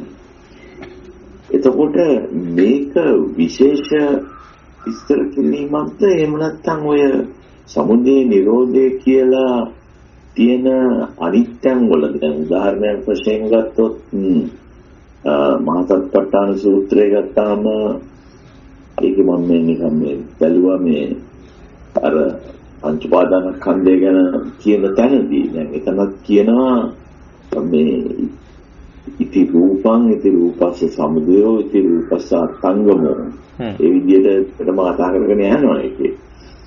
දැන් ඒ තැන් වල සමුදය නිරෝධය කියන එක අපි මේ විදිහට තේරුම් ගන්න ඕන. එහෙම නැත්නම් එතනදී වෙනත් විදිහකට මේක අපි තේරුම් ගන්න ඕන. නෑ විදර්ශනාවේදී උතන ඇත්තටම මේ සමුදය වය කියන කාරණේ අපි දෙවිදියකට තේරුම් ගත යුතුයි. පළවෙනි දේ තමයි මේ හේතුඵල ධර්මානුකූලව යම්කිසි නාම ධර්මයක් හෝ රූප ධර්මයක් එහෙම නැත්නම් නාම රූප ධර්මයක් හේතුඵල ධර්මානුකූලව හට ගැනීම සමුදය. ඊළඟට ඒ හේතු ඉවත් වීම නිසා ඒ නාම රූපය නාමය රූපය හෝ නාම රූපය නිමා වෙනවා. එතකොට ඒක අපි නිතරම හේතුඵල ධහමට සෝබා ධහමට අනුව සිදුවන දෙයක් නිසා අපි ඒක හේතුඵල ධහම අනුව තේරුම් අරගෙන ඒක පිළිඅරන් අපි ඒක ගැන උපේක්ෂා වෙනවා. ඒක ඔය සමුදය වය ධර්මතාවයේ එක දෙයක්. දැන් මහා සතිපට්ඨාන දේශනාවේදී අපි වැඩිපුර අවධාරණය කරන්නේ කන්ද පබ්බේදී අන්න ඒ ලක්ෂණය තේරුම් ගැනීම ප්‍රධාන වශයෙන්. දැන් මේ සමාධි භාවනා සූත්‍ර වගේ වටාවෙන් පස්සේ බුදුරජාණන් වහන්සේ අපිට පෙන්වන්නේ මේකේ දෙවෙනි ස්වභාවය. මොකද්ද? අර ස්වභාවික දේ තියෙනවනේ අර නාම රූප ධර්මවල අර සමුදය අත්ංගමය කියන එක අපි අත්දකිනවා අත්විඳිනවා. හට ගන්නවා උප්පාදෝ පඤ්ඤායති.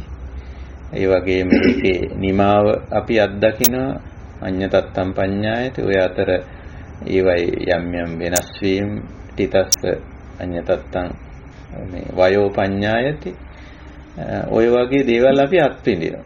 මේ අත්විඳීම ඇතුලේ අපි අර අභිනන්දන අභිවදන අජ්ජෝසන කියලා කාරණා තුනක් මෙතන පෙන්වනවා. අපි මේ සමුදය අත්ංගම ඇතුලේ නැත්නම් සමුදය වය ධර්මතාවයේ ඇතුලේ අපි කිසියම් අභිනන්දනයකටපත් වෙනවා. මේ රූප නාම ධර්මවල එක්ක සමුදයේදී අපි අභිනන්දනය වෙනවා. එහෙම නැත්නම් වයේදී අභිනන්දනය වෙනවා. එහෙම නැත්නම් විපරිණාමයේදී අභිනන්දනය වෙනවා. අභිනන්දනය වෙලා අභිවදනය කරනවා. ඒ පිළිව අභිවදනය කිව්වම මේක හරි ටිකක් සංකීර්ණ කාරණයක්.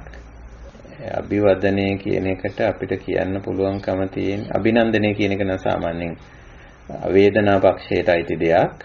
ඒකෙන් යම් කිසි ආකාරයක ප්‍රබෝධනය වෙනවා කියන වගේ අදහසක් අභිනන්දනය කියන්නේ. අභිවදනය කියන එක ඒක ටිකක් සංකීර්ණ එකක්. ඒකට අවිද්‍යාව කිට්ටු වෙලා සිද්ධ වෙන දෙයක් මේ අභිවදනය. අභිවදනය කියන එක හුඟක් අය පරිවර්තනය කරනවා කියාපානවා කියලා. නමුත් ක්‍රියාපානවා කියන එක නෙවෙයි මේකට අර්ථකථන සැපයීම කියන එකයි ඩිෆයින් කරනවා. ඩෙෆිනිෂන් කරනවා කියන එක තමයි මේ අභිවදනය කියලා කියන්නේ. අවිද්‍යාවත් කිට්ටු කරගෙන අර නාම රූප ධර්ම වලින් ඇති වුණු අභිනන්දනය අභිවදනය කරනවා. එතනදී තමයි ඇත්තරම් ප්‍රධාන ගැටලුව පැන නගිනවා. සංඛාර කියන්නේ ඔන්න ඔතෙන්දි තමයි. ඒ කියන්නේ මේ අපි වැරදි අර්ථකථනයන් සපයනවා මේවට. අභිවදනයේ ස්වභාවය ඒකයි. නිකන් වචනයෙන් කියාපෑම කියන එක නෙමෙයි ඇත්තරම් වෙන්නේ. අභිවදනය කිව්වම මේකට වැරදි අර්ථකථනය සපයලා ඒ වැරදි අර්ථකථනයට බැස ගන්නවා අජ්ජෝසනය කියලා කියන්නේ ඒක. ඒ මොකද එහෙම අභිනන්දනයෙන් අභිවදනයට ගිහිල්ලා අජ්ජෝසනයට යන්නේ අර සමුදය අත්ංගමය යථා ස්වභාවයෙන් අවබෝධ කරගෙන නැති නිසා. ඒකේ හැබෑ තත්වයේ තේරුම් අරගෙන නැහැ. මේක වෙන්නේ ඇත්තටම අසුතව පුතුජනට වෙන දෙයක් මේක. අභිනන්දනය, අභිවදනය, අජ්ජෝසනය කියන්නේ.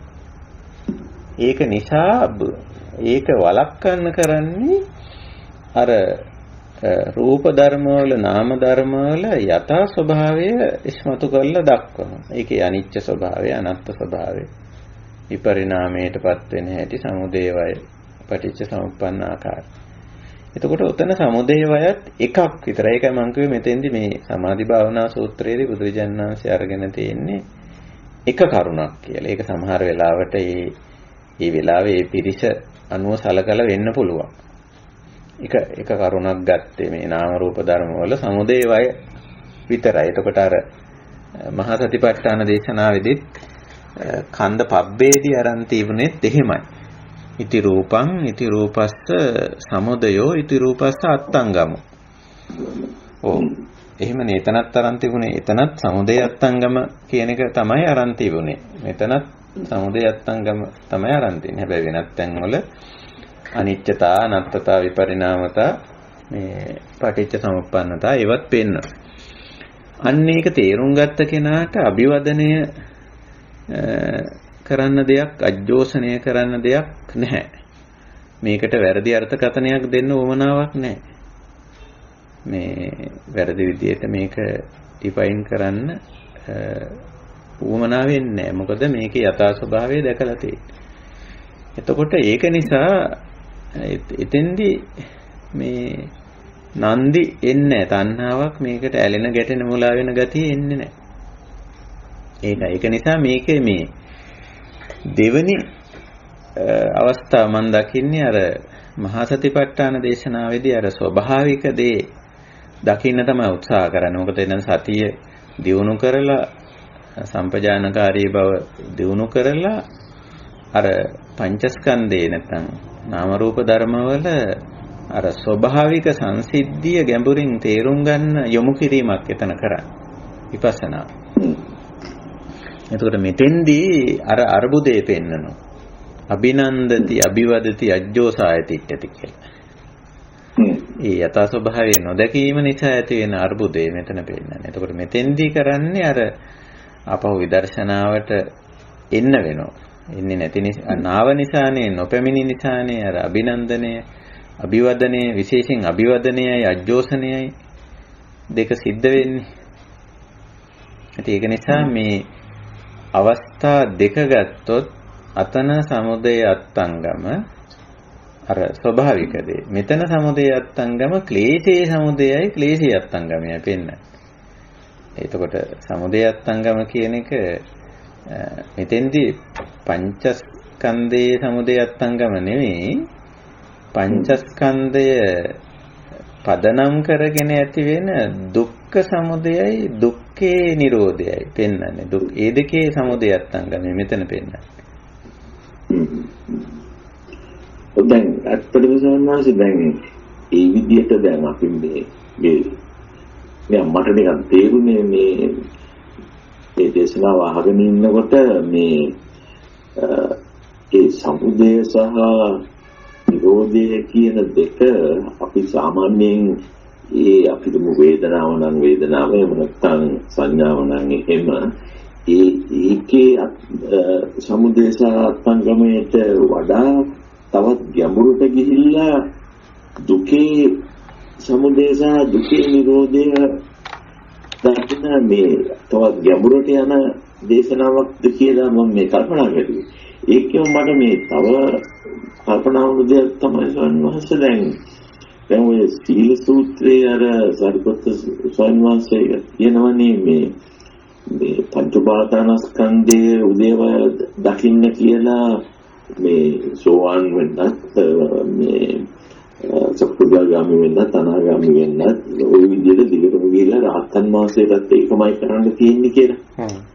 දැන් ඒ වගේ තැනකදී මට හිතුණා මේ සමාධි භාවනා සූත්‍රයේ තියෙන මේ විග්‍රහය වඩා අදාළ වෙනවා කියලා. ඔව් මම දන්නේ මම හරිද කියලා ඒක කියන්නේ. ඔව් ඒක මේ අවස්ථා දෙකක් හැටියට අපිට සලකන්න වෙන්නේ මොකද මේ එතෙන්දි සරියුත් හාමුදුරුවෝ මට හිතෙනවා අර ඉදිරියේ ඉන්න පිරිස අනුව සලකලා බලලා ඒ කාරණේ කියන්නේ කොහොමදත් එතෙන්දි සෝතාපන්න වෙන්නේ මේ ධර්ම මාර්ගයට ප්‍රවේශ වෙන්නත් ඒ ධර්ම මාර්ගයේ තව ඉදිරියට යන්නත් සකදාගාමී අනාගාමී හරියට කියන්නේ ඉතින් තව ඉදිරියට යෑමක් පිළිබඳවනේ ඒ ඉදිරියට යන්නත් එතෙන්දි ඒක ඒ විදිහට නිර්දේශ කරලා ඒකේ තව වැඩිදුර විස්තරයකුත් උන්වහන්සේ ඒ අයට ඒක ඉදිරියට යන්න ඒක උපකාරී වෙන ආකාරයේ විස්තර කරන්න ඇති. එහෙමයි එතෙන්දි මම හිතන්නේ මම දකින්නේ. ඉතින් මේ පංචස්කන්ධේ නැත්තම් නාම රූප ධර්මවල යථා ස්වභාවය අවබෝධ කර ගැනීම මේ සමාධි සූත්‍ර ගොඩාක් අපි මම අර නිකන් පෙන්නුවේ සමාධි සූත්‍ර ගොඩාක් තියෙනවා. මේ හැම එකෙම කිංච යතා භූතං ජානාති පජානාති කියලා ඒක විස්තර කරන හැම විටම ඉතින් ඇස ගණනාසේ දිවකය මන විදියට රූප ශබ්ද ගන්ධ රස පොට්ටබ්බ ධම්ම විදියට රූප වේදනා සංඥා සංකාර විඥාන විදියට ඔය විදිහටම තමයි දක්වන්නේ. එතකොට ඒ කියන්නේ නාම රූප සමස්තයක් හැටියට ගත්තොත් නාම රූපයේ යථා ස්වභාවය තේරුම් ගැනීමමයි. එහි ඊටාම සංකීර්ණ අවස්ථා තමයි මේ රූප ශබ්ද ගන්ධ රස පොට්ටබ්බ ධම්ම. ඊට පස්සේ ඒ වයින් ඇති කරන වේදනත් පෙන්නනවා. සංඥා පෙන්නනවා, චේතනා පෙන්නනවා, මානසිකාර පෙන්නනවා. ඒ හැම එකකම යථා ස්වභාවය දකින්න කියලා. ඒ කොච්චර විහිදී ගියත් කොච්චර දුරට ඒවා විහිදී ගියත් ඒ විහිදීම ඇතුලේ කොච්චර අත්දැකීම් ලැබුවත් දැන් මේ පංචේන්ද්‍රිය සහ මනසේ විහිදීම ඇතුලේ මිනිස්යා ලබන අත්දැකීම් හරිම සංකීර්ණයි. ඉතින් හුඟක් වෙලාවට රැවටෙනවා. මේ ඇහැයි රූපයයි පදනම් කරගෙන ඒකේ විහිදී යෑම තුල අපි අත්විඳින ඊටාම සංකීර්ණ රූප ශබ්ද ගන්ධ රස ස්පර්ශ ධර්මතාවත් ඒත් එහෙම එන්න මේවයි විහිදී යාම වැඩි වෙන්න පුළුවන්. ඒ හරහා ලබන රූපමය ශබ්දමය ගන්ධමය රසමය ස්පර්ශමය හා ධර්මතාමය අධ්‍යක්ීම හරිම සංකීර්ණයි, හරිම පෘතුලයි, හරිම සියුම්. එතකොට ඒ සංකීර්ණ සියුම් පෘතුල භාවය නිසා තව නිකන් අන්දමන්ද වෙනවා මිනිස්සු අර අභිනන්දනය අජෝසනය වෙනවා කියලා මට හිතෙන්නේ. ඒ අභිවදනය කියන එකට වාසිය දුන්නු අර්ථකථනය මම හිතන්නේ ඒකෙන් හොඳට ඒක පැහැදිලි වෙනවා ඇත්තටම. ඒක මේ වැරදි අර්ථකථනයක් දීම කියන එක නේද? ඔව්. ඇත්තටම මේ ඒක නිකම් මේ කතාවට මේ කියාපෑමක් වගේ දෙයක් එහෙම නෙමෙයි. කියාපෑමක් වගේ දෙයක් කියලා. ඔව්. ඒ කියාපෑම හැටියට මේක එළියට එන්න පුළුවන්. නමුත් මේකේ ඇත්තටම ඇතුළත ක්‍රියාවලිය වෙන්නේ මේකට දෙන මේ අවිද්‍යාව පදනම් කරගෙන දෙන අර්ථකථනය. ඔව් ඒ අර්ථකථනයේට ඊළඟට බැස ගන්නවා. බැස අජෝසනය. ඒ කියන්නේ බැස ගන්නවා කියන්නේ ඒක දැඩිව ගන්නවා කියන එක. එතකොට එතන ඉඳලා තියෙන්නේ තදුපාද නන්දි. ඒක පටන් ගන්නෙ නේ. එහෙම දිගට අර්බුදේ ඉස්සරහට යන්නේ ඒකෙන් තමයි. ඉතින් යථා ස්වභාවය දැක්කොත් අර මේ අභිවදනය කරන්න උවමනා වෙන්නේ නැහැ. ඒ කියන්නේ වැරදි අර්ථකථනයකට එන්නේ නැහැ. මොකද මේකේ ඇත්ත తත්වයේ මේක නිසා ඒක එහෙමයි කියන අවබෝධයයි එහෙමයි කියන පිළිගැනීමයි දෙකට එනවනේ. එතෙන්දී අභිවදනයේට ඉඩක් එන්නේ නැහැ. අනිත් මගේ මේ තව නිකන් අදහසක් විදිහට මට දැන් සම්වාසය දැන් මේක මේ සමාධි භාවනා සූත්‍රය කියලා කිව්වහම මේක ඇත්තටම මේකට වඩා සුදුසුයි විදර්ශනා සමාධි භාවනා. ඔව් හරි. විපස්සනා සමාධි භාවනා සූත්‍රය තමයි මේක. මේක මේ කතා කරන්නේ සමාධියක් ගැන නෙමෙයි. නෑ. හොඳයි සර්. තෙරුවන් සරණයි. තෙරුවන් සරණයි ස්වාමීන් වහන්සේ. දැන් මම තේරුම් ගත්ත විදිහට දැන් මෙතන සමතයෙන් කරන්නේ ඒ කියන්නේ අකුසල සංඥා අකුසල චේතනා අයෝනිසෝ මානසිකාරයේ යටපත් කරන එක. ක්‍රියාත්මක වීම යටපත් කරගන්න එකනේ. ක්‍රියාත්මක වීම යටපත් කරන.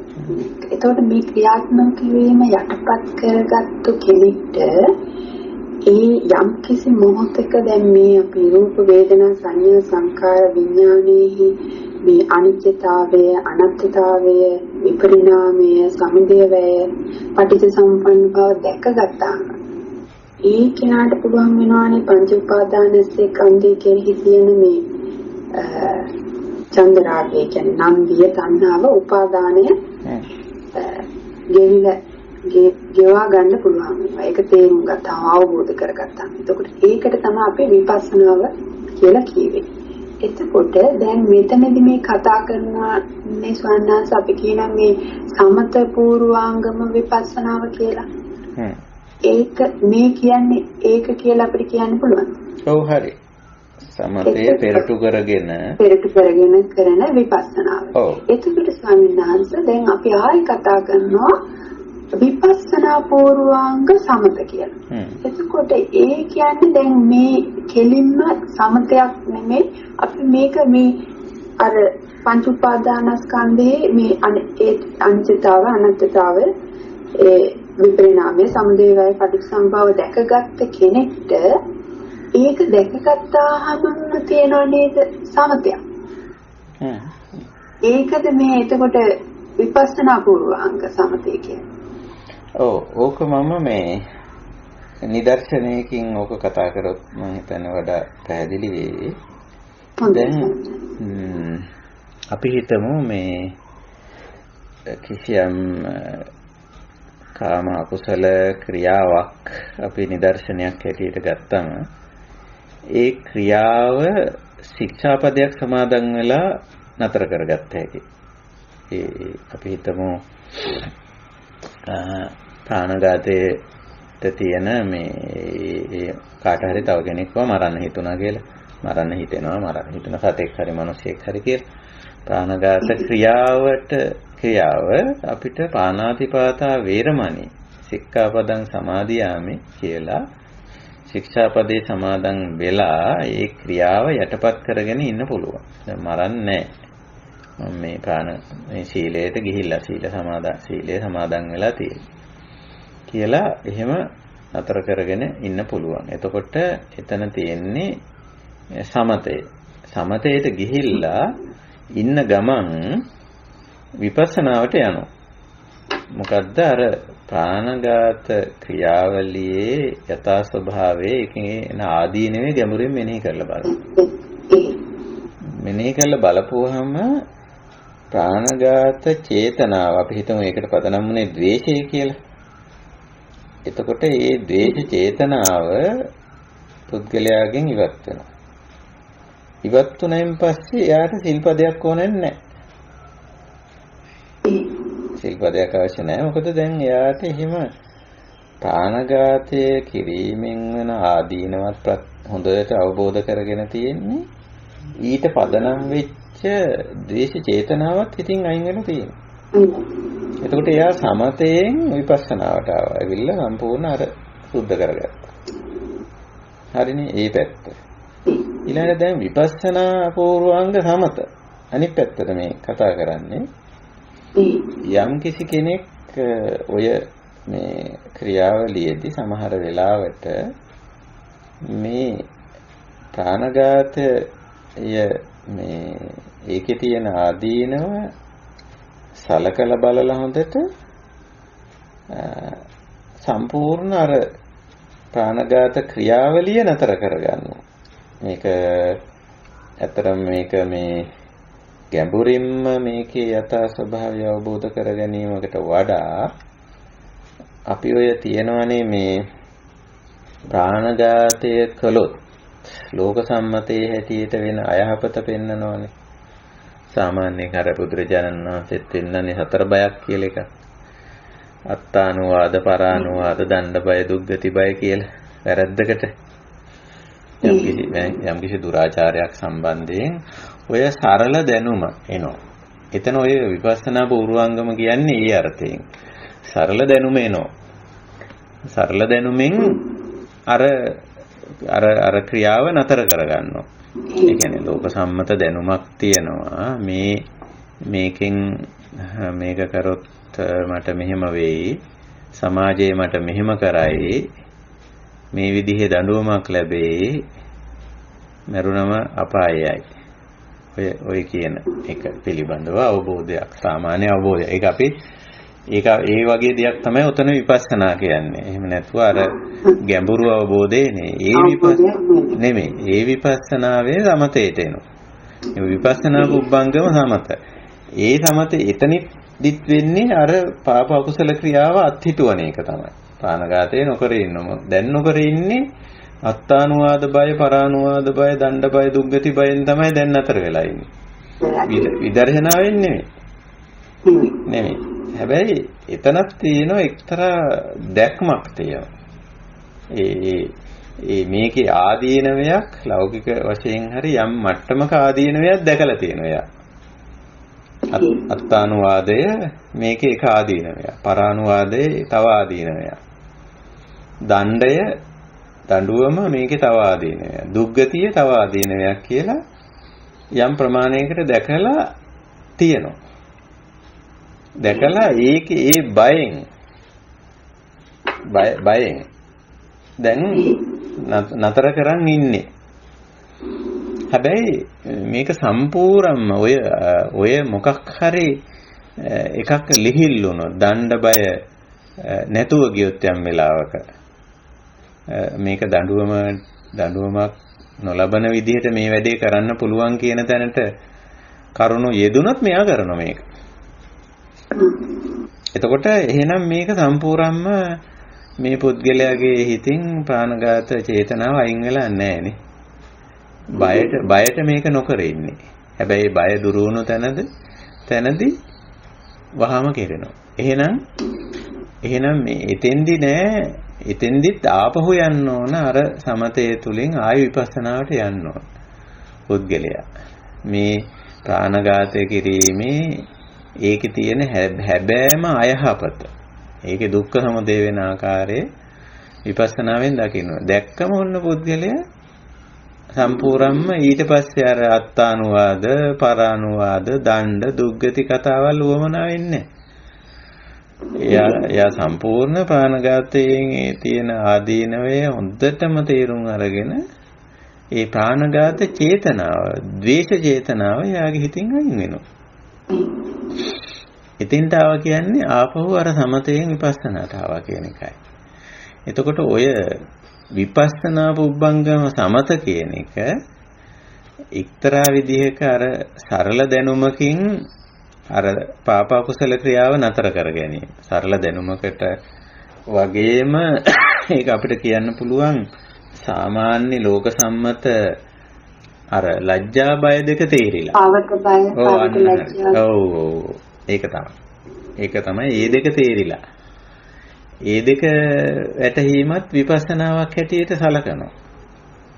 මේ දෙක තේරුණු ගමන්ම පුද්ගලයා මේ අර ක්‍රියාව අත්හිටවනවා. සමතේට එනවා යා. අර පාප කාම අකුසල දෙක අත්හිටව ගන්න. යටපත් කරගෙන තියෙන්නේ. හැබැයි ඊට අදාළ කාම අකුසල චේතනාව ඒ විතර්කයේ සම්පූර්ණයෙන්ම ඉවත් වෙලා නැහැ. ඒකයි. හොඳින් හිතනවා සන්නන්ස හොම්පින් තේරුම් ගන්නයි. තෙරුවන් සරණයි. අවසරයි ස්වාමීන් වහන්සේ. ඔව්. මේ අපේ උපාදාන කියන වචනය ක්‍රම දෙකකට විග්‍රහ වෙනවනේ. ඒ කියන්නේ සතර මහා ධාතු එකතු වීම, නාම රූප එකතු වීම, ඒක උපාදානයේ ස්වභාව ධර්මයේ. ඔව්. අනිත් එක තමයි පාපී අකුසල වශයෙන් උපාදානීය වීම. ඔව්. තණ්හා පත්‍ය උපාදානං කියන එක. ඔව්. තණ්හා පත්‍ය උපාදානං කියන එක. එතකොට ස්වාමීන් වහන්සේ අර සීල සූත්‍රයේ රහතන් වහන්සේ උපාදාන පංච උපාදානස්කන්ධය ගැන විදර්ශනා වෙනවනේ. එතකොට මට හිතෙන්නේ තණ්හා පත්‍ය උපාදානං කියන එක නෙමෙයි අරකද කියලා මට හිතෙනවා. අනිත් එකද කියලා. ඔව් ඒක තමයි. ඒක හරිද කියලා. හරි. ඔය ඒක හරි. එතන තණ්හාපච්චය උපාදානං කියන එක නෙවෙයි. චත්තාරෝච මහා භූතා චතුන්නංච මහා භූතානං උපාදාය රූපං කියන එකයි. ඒ සතර මහා භූතයන්ගේ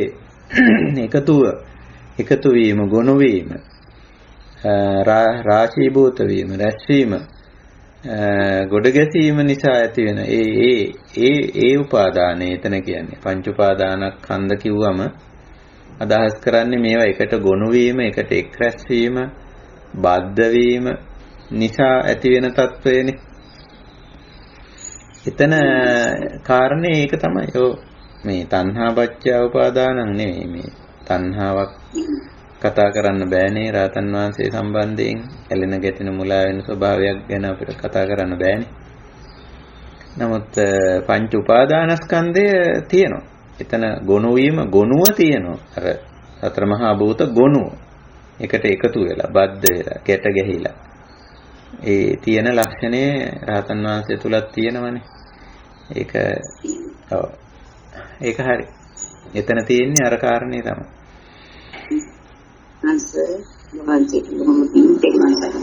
තෙරුවන් සරණයි. ඒකවල සන්නස මම මේ ප්‍රශ්න සම්බන්ධයෙන් පොඩි පොඩි ප්‍රශ්නයක් අහන්න. එතකොට ඒ ගුණ වීම කියන එක අත්ේ ගත්තාම පංච උපාදානස්කන්ධය කියන එකට එතකොට මේ ඔය උපාදාන දැන් අර තණ්හාපච්චය උපාදානය වෙන් හැදෙන ඒකේ ඵලයකට අපිට ඒකට කියන්න වෙන්නේ පංච උපාදානස්කන්ධයම තමයි. නමුත් ඒක එතකොට අරකට වඩා වෙනස් වෙනවා නේද ස්වාමීනි? ඔව් වෙනස්. එකිනෙකේ ස්වභාවය වෙනස්. මෙතන ඇත්තටම මේ නාම පැත්තක් තියෙන්නේ. ඔය තණ්හා පත්‍ය උපාදානං කියන තැන නාම ධර්මයක්. එතන මේ අපේ අවිද්‍යාව නිසා මේකේ යථා ස්වභාවය තේරුම් නොගැනීම නිසා මේ පංච උපාදානස්කන්ධයේ සමග ඇලෙන ගැටෙන මුලා වෙන ගතිය එතන තියෙන්නේ. එතන අபிසංකාර කියන වචනේ එතන කියන පෙර. ඔව් හරි. ඔව් හරි. සංකාර මේ විස්තර කරන්නේ එහෙමනේ. අවිජ්ජාගතෝ යම් පුරිස පුද්ගලෝ අபிසංකාරෝති කියලානේ. එහෙමනේ. අபிසංකාර කියන්නේ ඒක තමයි. මේ එතකොට එතන තියෙන්නේ එහෙම අවිද්‍යාව පදනම් කරගෙන වැරදි විදිහට මේක තේරුම් අරගෙන පංච උපාදානස්කන්ධයේ ස්වභාවය හරියටම තේරුම් නොගැනීම නිසා මේකට ඇලෙන ගැටෙන මුලා වෙන ස්වභාවය තමයි එතන ඇති වෙලා තියෙන්නේ. ඒකට තමයි එතන ඒ උපාදාන කියන්නේ. අතන ඉතින් සබාධමෙන් ගොනු කරලා ගොනු වෙනෝ ඒක. හතර මහා භූතවල මේ එකිනෙකා බද්ධ වෙන ගතිය, එකිනෙකාට ගොනු වෙන ගතිය. හරි අපූර්වවට තියෙන දැන් උදාහරණයක් ඇටියට ආපෝ ධාතුව ගත්තොත් ආපෝ ධාතුව ගලාගෙන යනකොට එයා වටේ තියෙන ඔක්කොම එයා ගොනු කරගෙන යන්නේ, එකතු කරගෙන ඒ අල්ලගෙන බදාගෙන තමයි යන්නේ. ආපෝ ධාතුවට මොනවා හරි ලං කරගත්ත ගමන් ලං වුණ ගමන් එයා ඒක ගන්න. වායෝ ධාතුවට වඩා පඨවි ධාතුවට වඩා ආපෝ ධාතුවේ ලක්ෂණය මේ හසු වෙන හැම එකම මේ ඒකට ගොනු කරගන්න. දැන් වතුර පාරක් ගලාගෙන යන ආකාරය අපි නිරීක්ෂණය කරොත් උදා වතුර පාරක් ඒ අවට පිටේ තියෙන රොඩු කුණු කෑලි මඩ ඒවා මේවා සේරම ගන්නවා. එහෙම එකතු කරගන්න ගතිය ග්‍රාහී ලක්ෂණයක් මේ ධාතු වල තියෙනවා. ඒයින් මම දකින්නේ ආපෝ ධාතුවේ ලක්ෂණේ වැඩි. ඊළඟට වායෝ ධාතුවේ පඨවි ධාතුවේ ඒ ලක්ෂණේ තියෙනවා. තේජෝ ධාතුවේ තියෙන ඒ ග්‍රාහී ගතිය. ඉතින් මෙන්න මේ ග්‍රහණය කරගන්න ස්වභාවය මේවා හැම එකම අනික ග්‍රහණය කරනවා. ඉතින් බද්ධ වෙනවා. ඉතින් ආපෝ වායෝට බද්ධ වෙනවා, වායෝ ආපෝට, ආපෝ තේජෝ වලට, තේජෝ පඨවි වලට, පඨවි වායෝ වලට ඔහොම මේ එකිනෙකා මේ බදා ගන්න ගතියක්.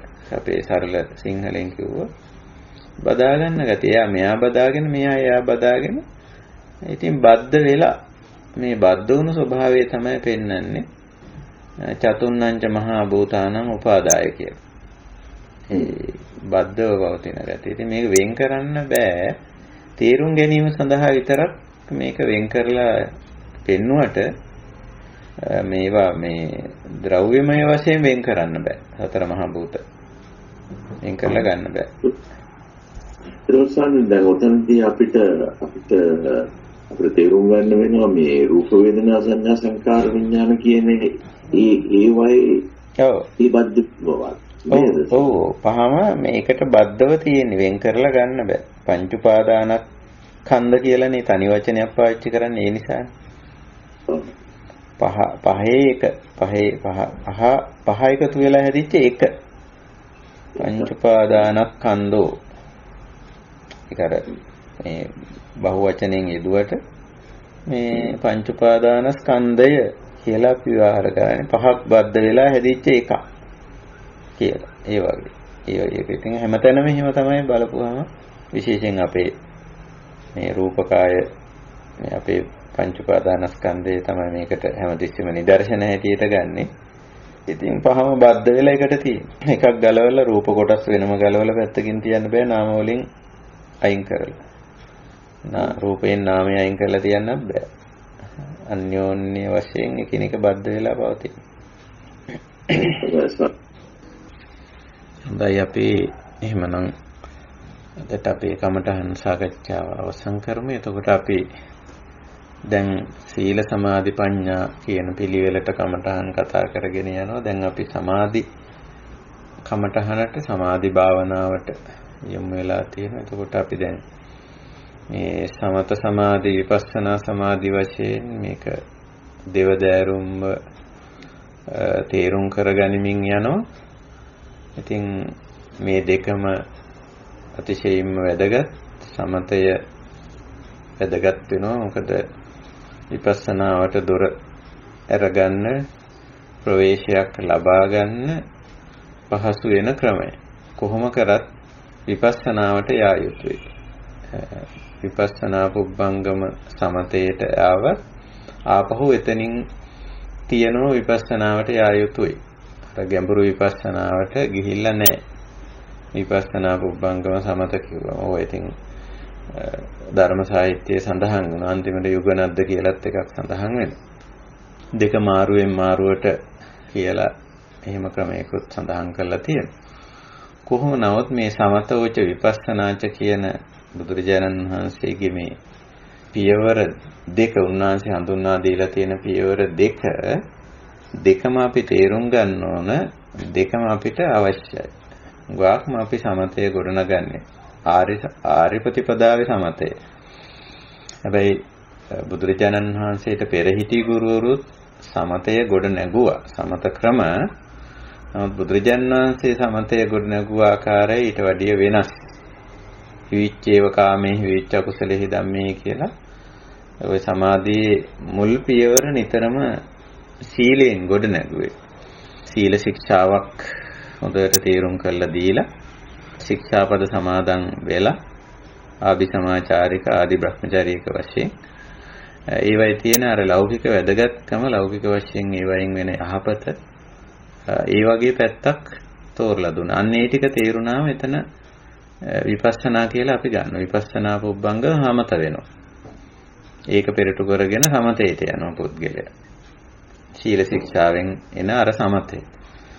එතනින් පස්සේ ආපහු විපස්සනාවට යනවා. ගැඹුරු විපස්සනාවට ගිහිල්ලා අර හිතේ තියෙන අර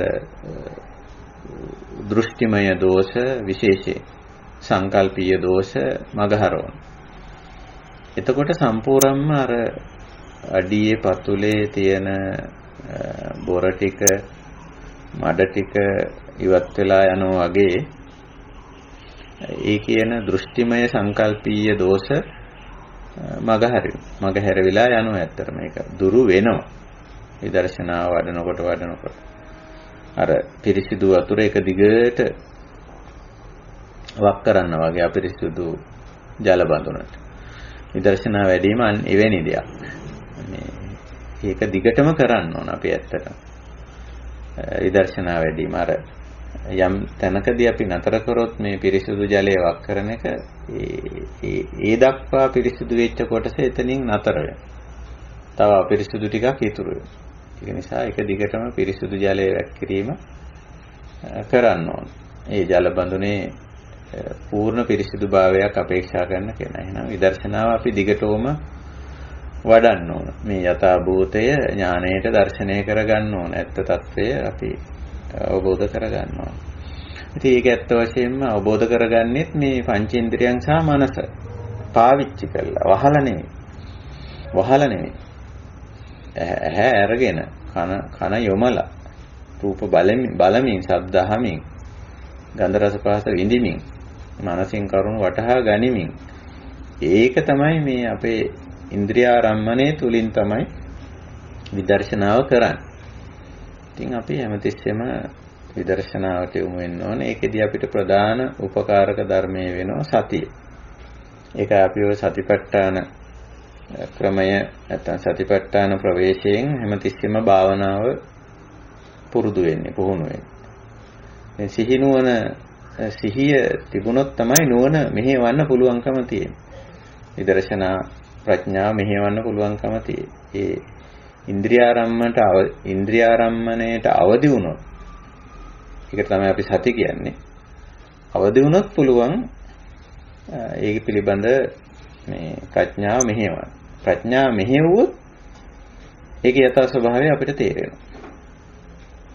එහෙමයි ඕක වෙන්නේ. ඉතින් ඒක නිසා මේ සිහි නුවණ වීර්ය දියුණු කර ගැනීම සතිපට්ඨානය ප්‍රවේශයේ හැටියට තියාගෙන හැමතිස්සෙම පසින්දුරන්ට සහ මනසට ගෝචර වෙන මේ ඉන්ද්‍රිය ආරම්මවල යථා ස්වභාවය තේරුම් ගන්න, අවබෝධ කරගන්න අපි උත්සාහ කරමු.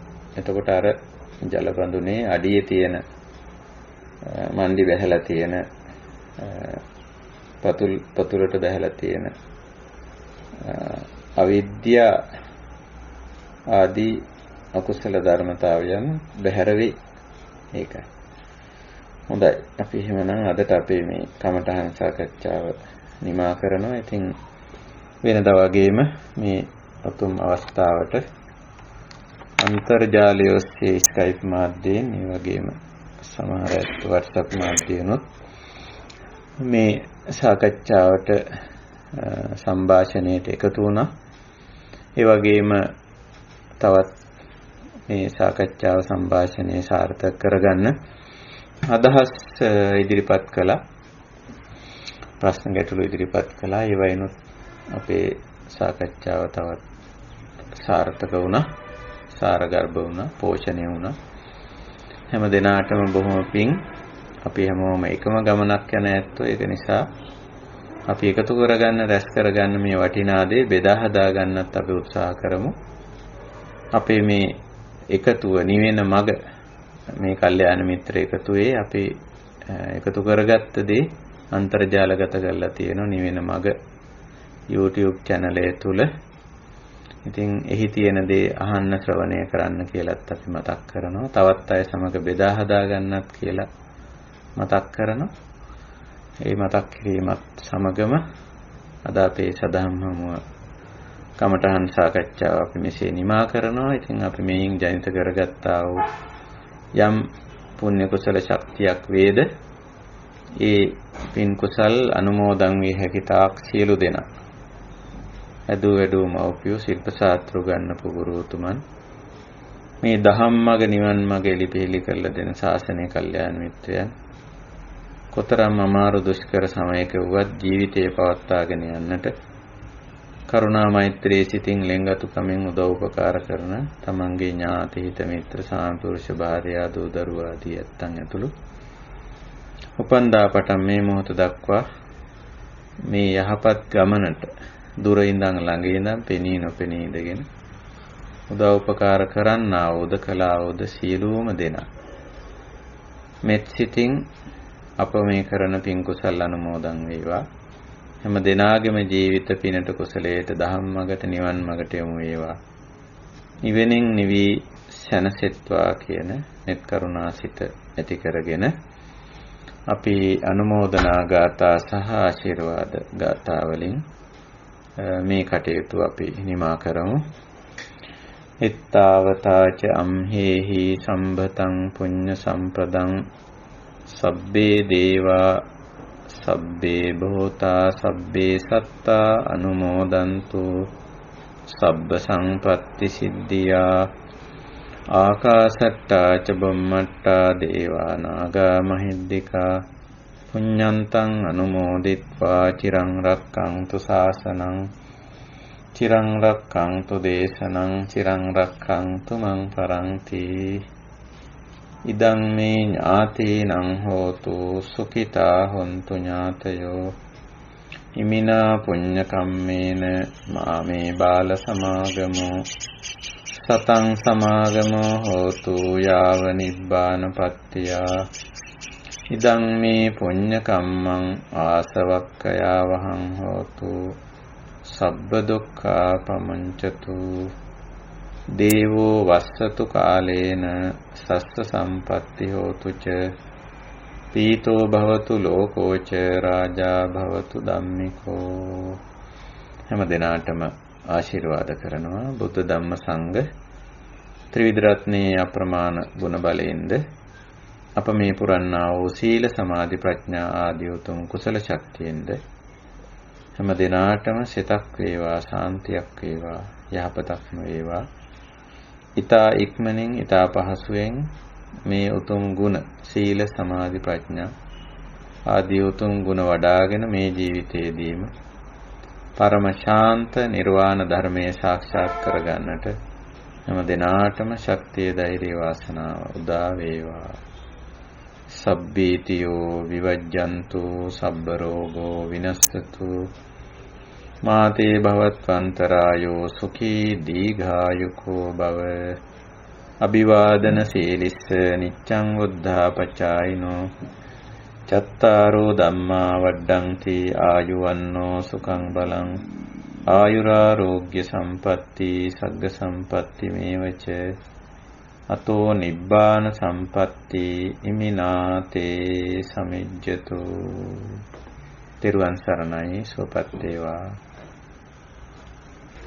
සාදු සාදු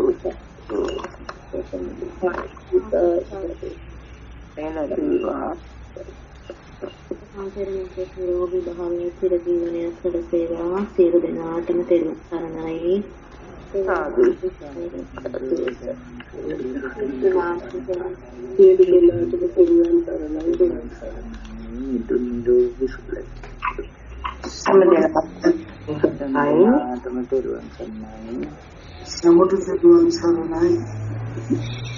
තෙරුවන් සරණයි සුවපත් වේවා